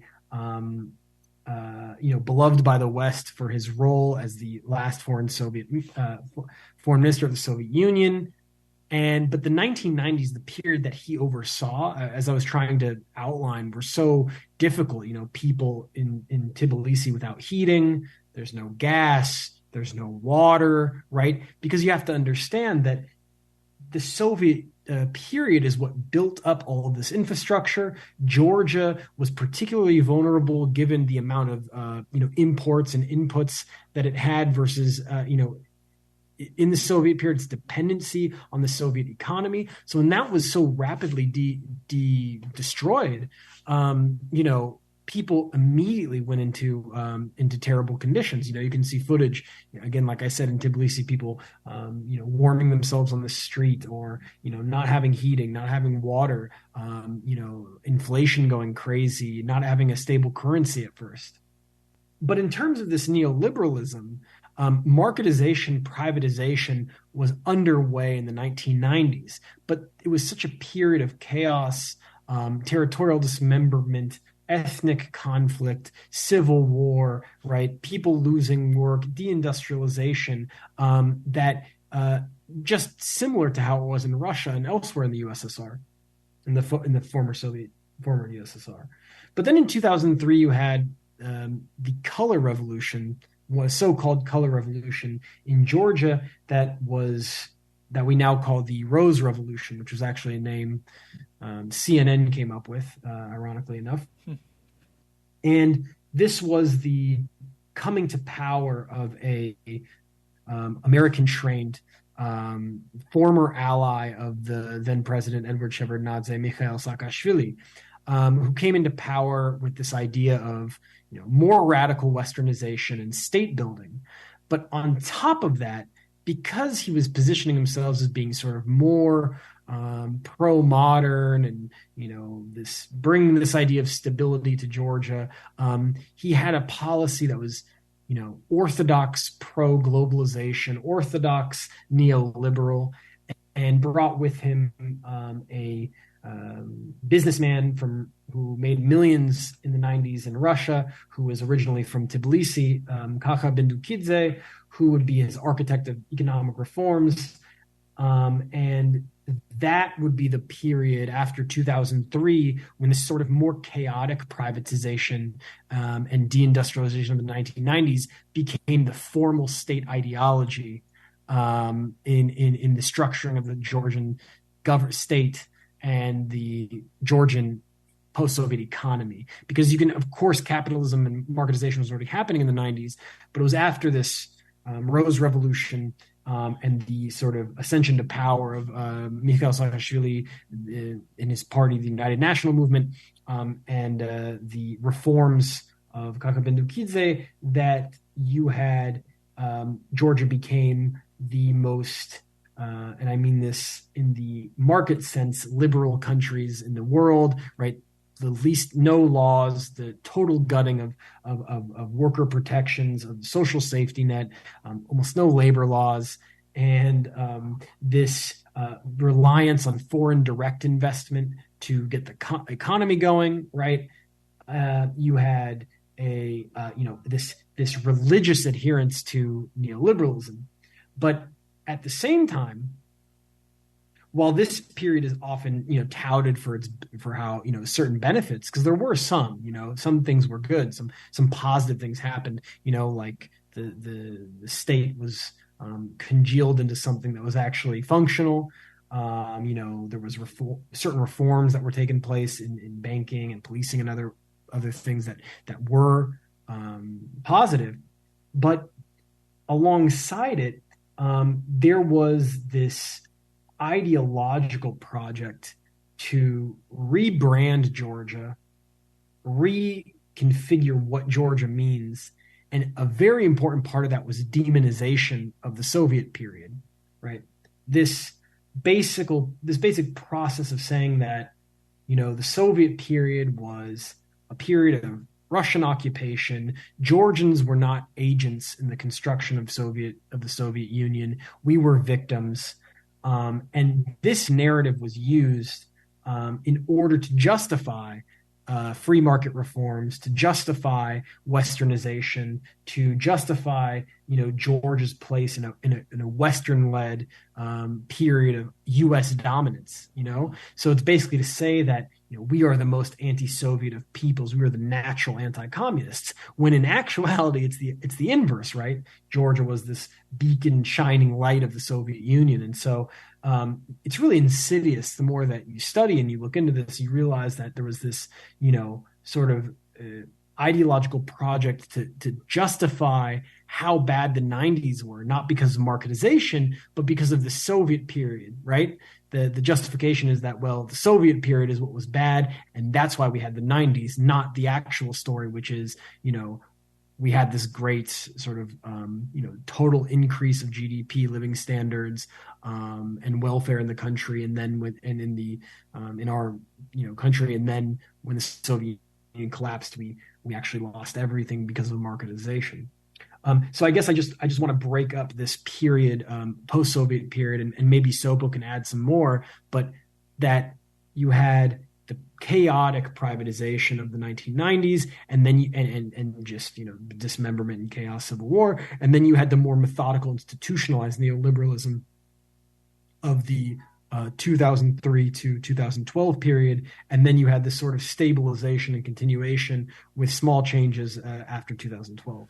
Mm. Yeah, and so right there, you once again see that there's the blaming of the failures of capitalism onto socialism itself. The 90s were a brutal period in this telling because of the Soviet Union and its dysfunction, not because of its collapse and the brutal introduction of capitalism itself. So that's ideological spin for sure. Sopo, do you have anything to add to that? Yeah, I think Bryan has hit on a lot of points. I can say more of a personal thing in my family, since we've discussed this now, is that it led to complete demise of my family. 3 parts of my family had to leave Georgia to immigrate elsewhere. We went to the U.S., part of my family went to Athens, another part went to Poland. Let's say most of them came back at some point. And so through this process of immigration to every man for himself, wild west that emerged in the 90s, what you couldn't really tell before, the class differences, because there was more or less about the same level. Now you could start to see who was really poor and who wasn't. And so the fabric of big, social fabric of families, of big get-togethers, seeing each other frequently became less and less because there was no money to do it. There was also less incentive because people felt uncomfortable being around people, some people who had money, some who didn't have money, and so on. All the things that people go through, sort of social statuses. And I didn't see my family for 20 years when I left. My brother has not been back to Georgia in 30 years. He's stuck in the US. A lot of family members, a lot of people's family members in Georgia, you may not have seen for 10, 20, 30 years because they have migrated, didn't have papers, so they couldn't come back, or it was hard and difficult for people to go there and visit them. So it's broken families. Alienation is very common now. It's one of the ways I can say how it affected people's lives. Yeah, absolutely. And you see this throughout the post-Soviet states of, the vast majority of people being immiserated, while a small percentage of people, become incredibly rich in this transition away from the Soviet-style socialism into capitalism. And those people that are disproportionately rich become disproportionately powerful in positions of governance and media, etc., and thus can articulate this capitalist ideology that trickles down and can infect the minds of people who have been immiserated by this process.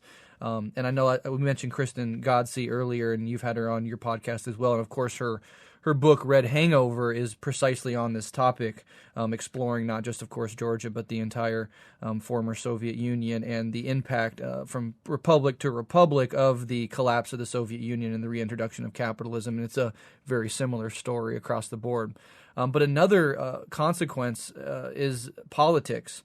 And in many post-Soviet states, the brutal reintroduction of capitalism and the dismantling of socialism, along with the ideological anti-communism that went with it that we've talked about, really warps politics toward the right in a lot of interesting ways. The economic rightism of liberal and libertarian capitalists, of course, as well as often the hyper-nationalist and rabidly anti-left rightism of various forms of reaction and fascism. So can you talk about this in the context of post-Soviet Georgia and its politics? What happened to the political, ideological landscape in the wake of this? Yeah, it's really horrible to have 30 years of just right-wing parties. Really complete decimation of the left, at least in Georgia. Now, I would argue almost everywhere else. I think the left, the so-called central left, are just like neoliberal parties everywhere. Kind of like what Democrats are. Sure. But even worse. And so, because of nationalism being the dominant call to dismantle the Soviet Union, nationalism and religious institutions were the main dissidents and anti-Soviet crusaders. So, of course, the post-Soviet Georgia is filled with nationalists and religious people, right? The church is becoming incredibly important. I cannot even find any politics anywhere that's beyond nationalism. And I mean this nationalism, there's only like Europeanization or desire to be part of Europe. And even that's like put in nationalist terms. Except most of those people don't like Georgians. They like the idea of Georgia in Europe, to be reunited with their families, apparently, which is Europe. And so everything's become, from the 90s to the ethnic separatists and the warfares that happened, that has shaped a lot of the politics. So nationalism and in the sense of like national unity, the national unity of Georgia has become really important in every politics. So you cannot discuss any kind of Georgian politics if you don't consider Abkhazia and Ossetia as part of it. And it's mostly different approaches to it. So like a softer or harder approach, right? Everyone's anti-Russian. Everyone wants territorial integrity of Georgia to be brought back. Doesn't matter what would happen to all the people living in these areas. So what you can argue about in Georgia is really nothing outside of geopolitics or territorial disputes. They leave you no room. So it's just personalities that you hate or like, and all the discussions only about, do we hate Russia? Do we like Russia? Do we like the government? Do we hate the government because they're pro-Russian? No, they're against Russians. That's it. It is completely decapitated, and any kind of social politics, anything discussing economics, social issues is left out. I think another thing I just want to add is that if you want to talk about sort of like the political landscape and the ideological landscape in Georgia, I think another thing you have to consider are NGOs, the non-governmental sector, and the role of foreign embassies. But I think in particular the nonprofit sector is very important. When Saakashvili in 2003 came to power, and there was a move to try to create a functional civil society. Georgia already had a sort of like boisterous, people going to protest, boisterous civil society in that sense. But when Saakashvili came to power, he really brought with him as almost a wing of the state, this nonprofit sector. And the nonprofit sector in Georgia is really interesting because on the one hand, there's a class dynamic where those who are living off of foreign grants, were able to live with an income that was far greater than, the majority of Georgians. So you had this kind of correlation between nonprofits as, a major sector of the economy, plus those working for them becoming this new intelligentsia. Right? And by intelligentsia, we're talking about this, very Soviet and post-Soviet class that exists, which is like thinkers, but thinkers that have a sort of political influence, right? And it's like a coherent part of the society. In post-Soviet Georgia, and especially after 2003, the nonprofit sector ends up creating this kind of new intelligentsia. And the purpose of that intelligentsia is to try and help facilitate Georgia's Western integration, right? And that becomes a wing of the state. So there are some nonprofits that would do some nice, good, useful social projects, helping with various reforms or, trying to empower certain segments of the society. I'm not trying to say every single one was, nefarious. But in general, the project was to create the conditions politically for Georgia's integration into the West. But the thing is that this civil society was not sort of some representation of the entire country, but was itself, based on a sort of elite class internally. And not only that, but it was ideologically a component of the vision for Georgia that was brought to the nation building project of the Saakashvili regime. So that was, joining NATO, that was the eventual ascension into the European Union, and that was to be the closest ally possible of the United States of America, right? This is why, George Bush the second, visited Georgia in 2004. Saakashvili gave more Georgian soldiers to the Iraq war than any other country per capita, and per capita is important because of Georgia's size. And they really tried to sort of suture together or frame Georgia's rightful place in the West, both through this idea of, we are really European and we are going to have the reforms that are going to show that we're pro-European, but also to say that we are, the frontline fighters for this American world, for this American-led globalization. Yeah. And so this is like, I think, and the nonprofits played and continue to play in some respect a very central role in the facilitation of that narrative and national identity for Georgia. And this is one of the reasons why the current government that came into power in 2012 after massive protests in 2007 and 2012 against the Saakashvili government because of some police scandals, right? Some police torture scandals. He also used very authoritarian tactics to sort of build this neoliberal economy, right?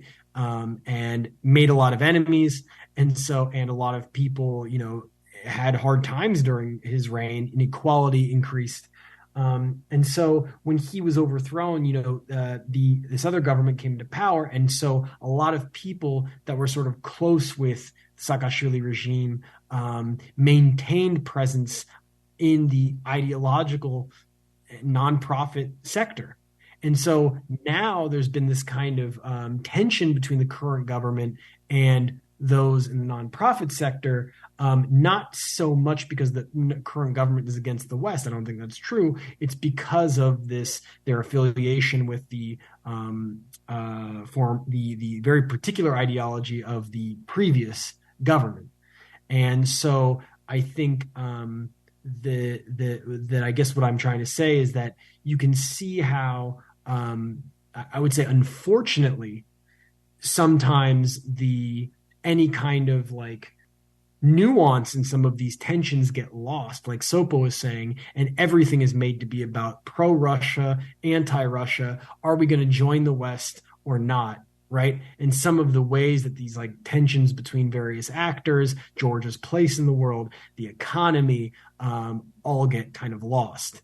And I think like thinking about the nonprofit sector, for example, as a sector with an ideology that it's dependency on foreign funding, not to say every single thing that comes from it is negative, but to say that power dynamic materially exists in the country and sort of structures how possibilities can or should be navigated, I think gets lost in some of these sort of more reductive geopolitical framings.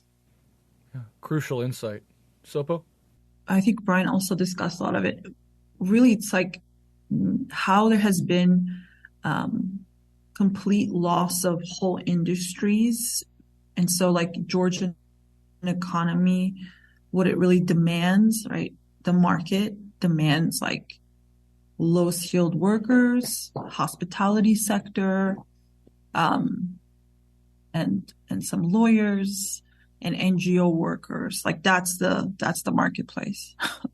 So the politics also, there's no need for any other kind of politics besides how to integrate within the EU, how to have more open, free market, to write bilateral free trade agreements. So it's a very simplified in the wrong way state that doesn't demand complex thinking. It doesn't demand complex jobs or complex ways of living. It's everything's sort of taken away. The state is also very small because of, again, neoliberalism. So the politics really suffers, and people are not allowed, not given the opportunity to cohere and have like mass movements or social movements. Mostly it is completely dominated by some kind of single issue that has to do with a donor's, priorities. Like almost every Women's Day has been either about domestic violence or transgender, getting like ID and so on, which of course, very important topics, but the level of poverty and women's rights being set back in hundreds of years, really in the last 30 years, how much work women have to do. Most of it, pink sector employs women who have the most unregulated workplace. the heavy immigration, mostly of women being care workers in Italy and other places, women supporting this country through remittances for people to like have food on the table. And you can't come up with more universal themes on Women's Day, right? Like every March 8th. So this is really the problem. Like it is not like everything in Georgia, I feel like is like a quilt of like random, fabrics, random politics of different donors and different countries' priorities sort of put together. This patchwork that makes no coherent sense. You have 3 different organizations working on the same project and redoing and undoing and the same thing over and over again. So it's like it doesn't make any sense. And it's not centralized in any possible way. The post Soviet governments have differed as I don't want to repeat myself what Bryan already said, but the government now, which has changed, I think they've grown some because now they have become like the pariah, so they've like learned like a lot of lessons very quickly. But it was really like they entrusted all the social stuff to NGOs, that they would be invited to all these parliamentary meetings and committees, and they would have the different NGOs, put their 2 words in, and they would have these mostly bullshit laws that didn't help anybody. But the NGOs felt good, the government felt good, and they did like a check mark of EU directives. And that was going on for like many years until recently, when all the NGOs sort of lined up with the former or different opposition and former president, and that working together no longer works. So the NGOs are now firmly in the opposition. People themselves, what they call the civil society, does not represent the people at all. There is no civil society in Georgia on its own unless it is from the outside funded and completely supported by outside forces. Our union is one of the only things we're also dependent on the circumstances of the NGO world, but like it tries to be what people actually need. And it's very much so, as far as like money-wise, very marginalized. Yeah, so it seems to me what's being said here is there's a real reduction in political possibility. There's little to no actual democratic input from the people themselves. Outside interest or broader interests of capital, of Europe, of the U.S. Dominate often through functionaries like NGOs and nonprofits as well as others. There's a facade of perhaps robust debate, often around certain hot topical cultural issues, for example.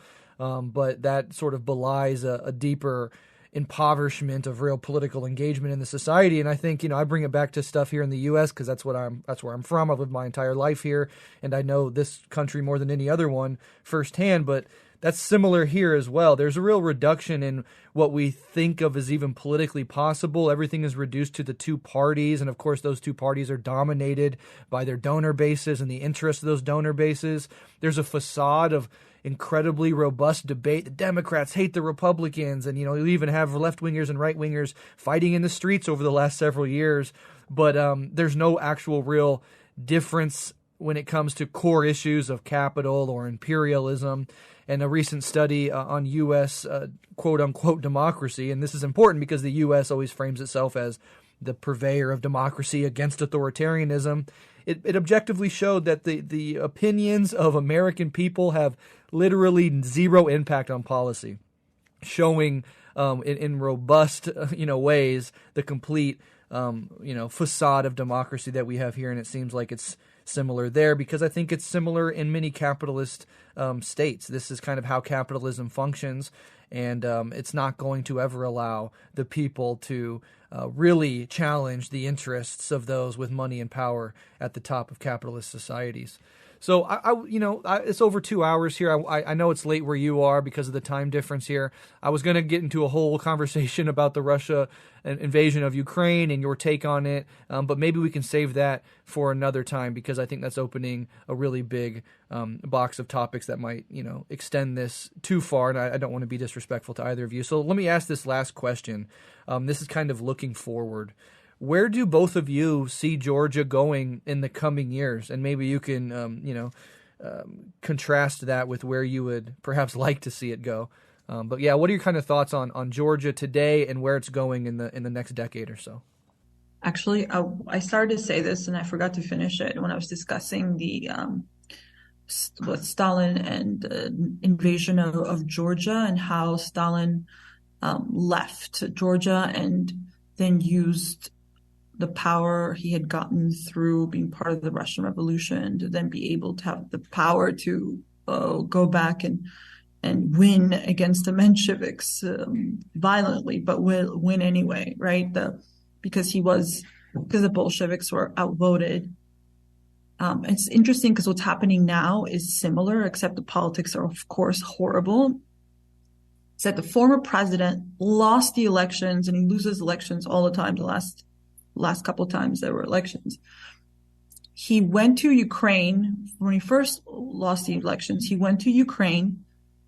He gave up his Georgian citizenship and said, I don't want to be Georgian citizen anymore. He went to Ukraine to do the reforms, the miraculous reforms that he did in Georgia, to continue it there. Because we have to think of neoliberalism. They have actually a lot of regional solidarity and actually international solidarity, but it's a regional affair. And it just shows you how this idea of independence, as far as of just like borders, is actually not as important as how much cooperation there is politically to destroy any kind of social welfare in the region. So Misha Saakashvili, the former president, leaves to go to Ukraine, and in this strange set of events, he becomes like governor of Odessa. Then he gets like kicked out, and then he's brought back by Zelensky. All of a sudden, the guy sneaks back into Georgia, and he is captured. But he seems like in high spirits, like he was like wanting to do this the whole time. He loses the elections, like his party loses the elections again. And now he's been continuing, but more now because he's in prison, attempting to use Ukraine. And by the way, the Ukrainian government has been going after the Georgian government nonstop this time since the Russian invasion. Before that as well, but now it's become even more pronounced. And to the point where Aristovich even called for international day of action to free Saakashvili from prison all over the world on January 4th, I think, which not that many people went to, just by the way. Sure. So Misha is trying to use the West, Ukraine, like other powers, other countries, to destabilize and take out the government here, which democratically won the elections. So it's a really precarious situation. I think this government has thwarted multiple attempts to get it overthrown or taken out. They have been able to sustain themselves, which is, I think, almost a miracle. It's crazy to see a right-wing government being harassed and try to be taken out the way like a leftist government usually gets taken out. Yeah. Because they're not leftists, but they're treated like they're leftists, which is crazy, right? Yeah. With crazy charges and saying that they're pro-Russian and they're Putin's party and all these things. And they're doing this, and they keep calling them like leftists and like central left party, which is also not true. And so everyone's looking at Ukrainian war. I think the opposition has dreams that if the Ukrainians win, the Georgian Legion, which are very, very far right Georgian leaders, but because of the war and normalization of everything around the war is pro-Ukraine, he's become on the outside a hero, the leader of the Georgian Legion, who was like also one of the bodyguards of the former president. And their dream, I think, is that Ukraine wins the war. These people will come back as heroes and join this, with their Misha Saakashvili and take over Georgia. That's our nightmare because if these very far right military ready people come back and join with already Saakashvili, who has a terrible record of rapes in prison, extrajudicial killings, repression, police state, that's not something that people should be not afraid of, That's right. Something that's scary. So we're in a precarious situation. We don't really know. I think people don't know what's going to happen that way. Now, behind the scenes of that, everyday life is very difficult because of inflation, because of neoliberalism, no social welfare. The government now has taken actually steps a little by little to do things, but it's just so not enough. It's like people are they need an operation, right? A surgery, and they're getting given a Band-Aid. So this leads to even more heavy emigration, which further and further destabilizes everything in Georgia. There's not enough people, not enough skilled workers. People's families are torn apart, and more people leave, then more and more people want to leave because they're like, if I don't want to keep suffering here. If I could just go and my friend or my cousin's over in Germany, so I could just join her, or someone's in Italy and I could just join them. So it becomes even easier for people to leave. It's a really bad situation for most Georgians. And even if you are a wealthy Georgian, I don't see how this constant instability, fear, the poverty, inequality doesn't affect them, because they don't have the US suburbs where you could just go away and lock yourself away. They have some of that, but still a really small country. Yeah. And so you can't hide away from the misery that is coming at you. So even if you're wealthy, it's still not it's a really toxic place, Yeah. Horrifying, and it's something that we're definitely going to keep an eye on. And as these events continue to unfold, and as the war itself continues to unfold, and its impacts on Georgia become more clear, I would love to continue to touch base with both of you, and obviously use this platform for what it's worth. If there's anything that ever needs to be put out to more people, especially here in the West, anything we can do to help, absolutely. So something that definitely keeping an eye on. And Bryan, would you like to add anything about Georgia going in the next coming years, or where you would like to see it go, etc., before we wrap up? Maybe just I want to add one thing about the future, but also sort of touch on. I don't want to open up the whole thing about the war in Ukraine, but one thing that's important to mention is that in 2008, Georgia and Russia fought a war with each other. That was when this former president, who Sopo was talking about, who I mentioned as well, Saakashvili, was in power. The European Union, European Union report, came to the formal conclusion that Georgia initiated the war. But despite that, the sort of national narrative is that this was a war of aggression started by Russia. And of course, at the center of the story are the two regions, South Ossetia and Abkhazia, which were sort of in conflict. Mm-hmm. But I mention this because, after this war, one of the things that brought the new party to power was an idea of, we're going to try and lower the tensions with Russia in the aftermath of this war. And so the party that's in power now, the Georgian Dream Coalition, which was started by a billionaire, Bidzina Ivanishvili, they came into power with this idea of maybe the eventual normalization of ties with Russia through a sort of pragmatic patience. And one of the reasons that, and this is, I would say, if we're going to talk about Georgia's future, one of the contradictions is that this, domestic politics that really center Russia as being this, longstanding enemy of Georgia, the Georgian people, Soviet occupation.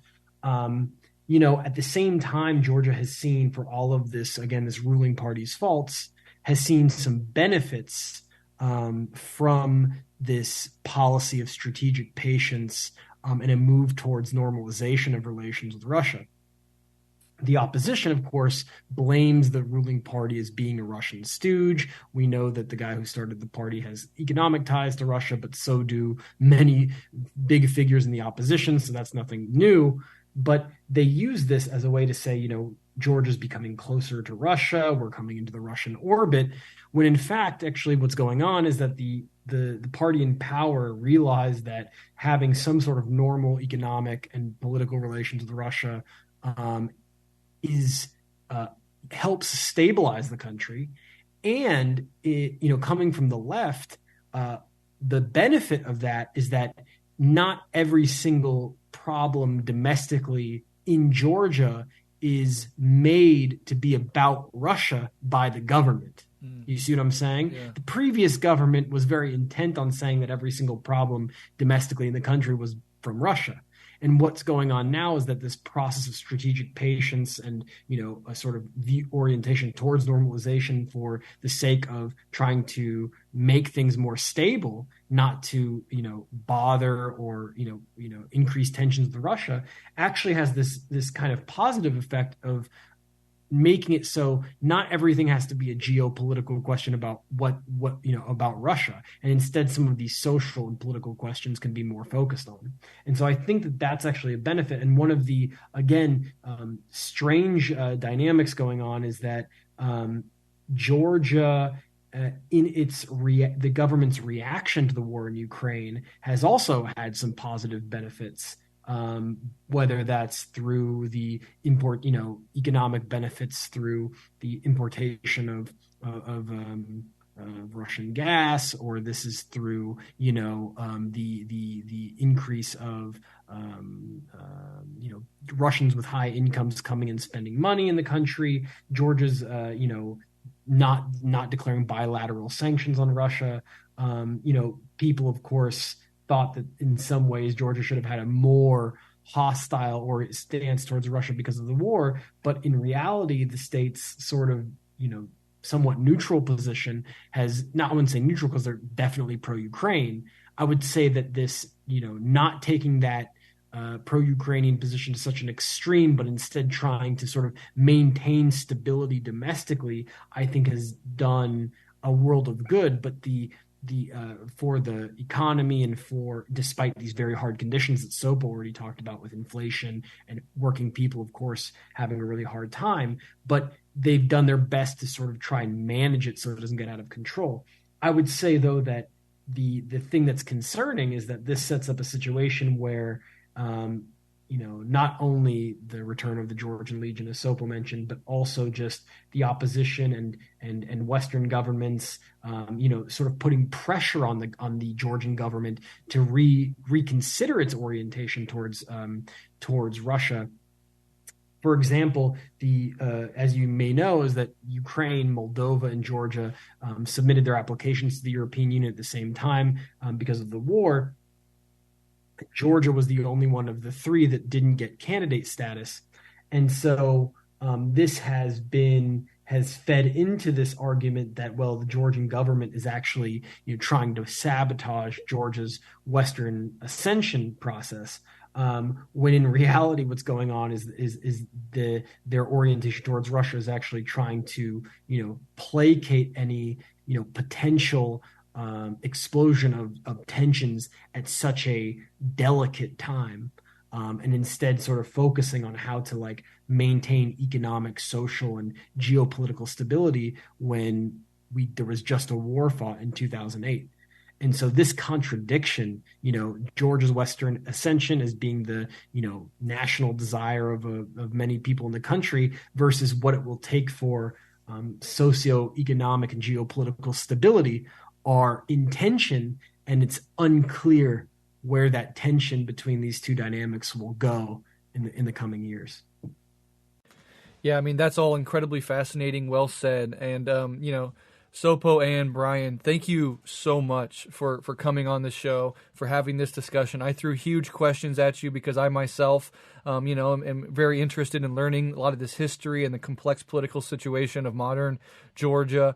And I've learned so much from both of you on this episode, as well as on your podcast, Reimagining Soviet Georgia, which I cannot give enough kudos to, and I cannot express how much I would urge anybody listening to this and anybody who's enjoyed this conversation to go check that podcast out. It really is wonderful work. Both of you, of course, are welcome back anytime on this show. I would love to keep in touch with both of you and work with you both again, collaborate on something. And if you ever need a platform to come back on and talk about developing situations, open invite for sure. But before I let you go, can each of you let us know where our listeners can find you and, importantly, your podcast online? Yeah, thank you so much for having us. And anybody who is interested in our podcast can find it at anchor.fm/Soviet Georgia. We're also on Twitter, Reimagining Soviet Georgia. You can also find us on Google Podcasts, Apple Podcasts.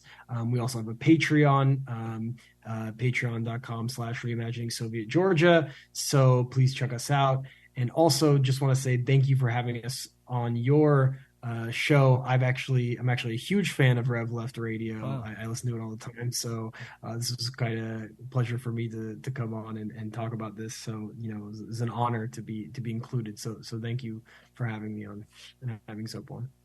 Yeah, again, we are really excited to be here today. And I think like what we can say about our podcast is like we're learning as well. So our audience is like learning with us. And I think that helps people realize that this is not something that everyone just knows. There's just so much to explore and so much to unpack. It is a continuous process. And I'm always having these like, oh my God, I had no idea, moments all the time. So I hope you join us on our journey. And thank you so much for having us on. You were a really wonderful, wonderful host. Thank you both so much. And, when I reached out, I had no idea that either of you were even familiar with Rev Left. So it's really, really cool to hear. So thank you so much. Open invite anytime you want to come back on. And I'll make sure to link in the show notes to the podcast and highly encourage my listeners to go check it out. Thank you so much.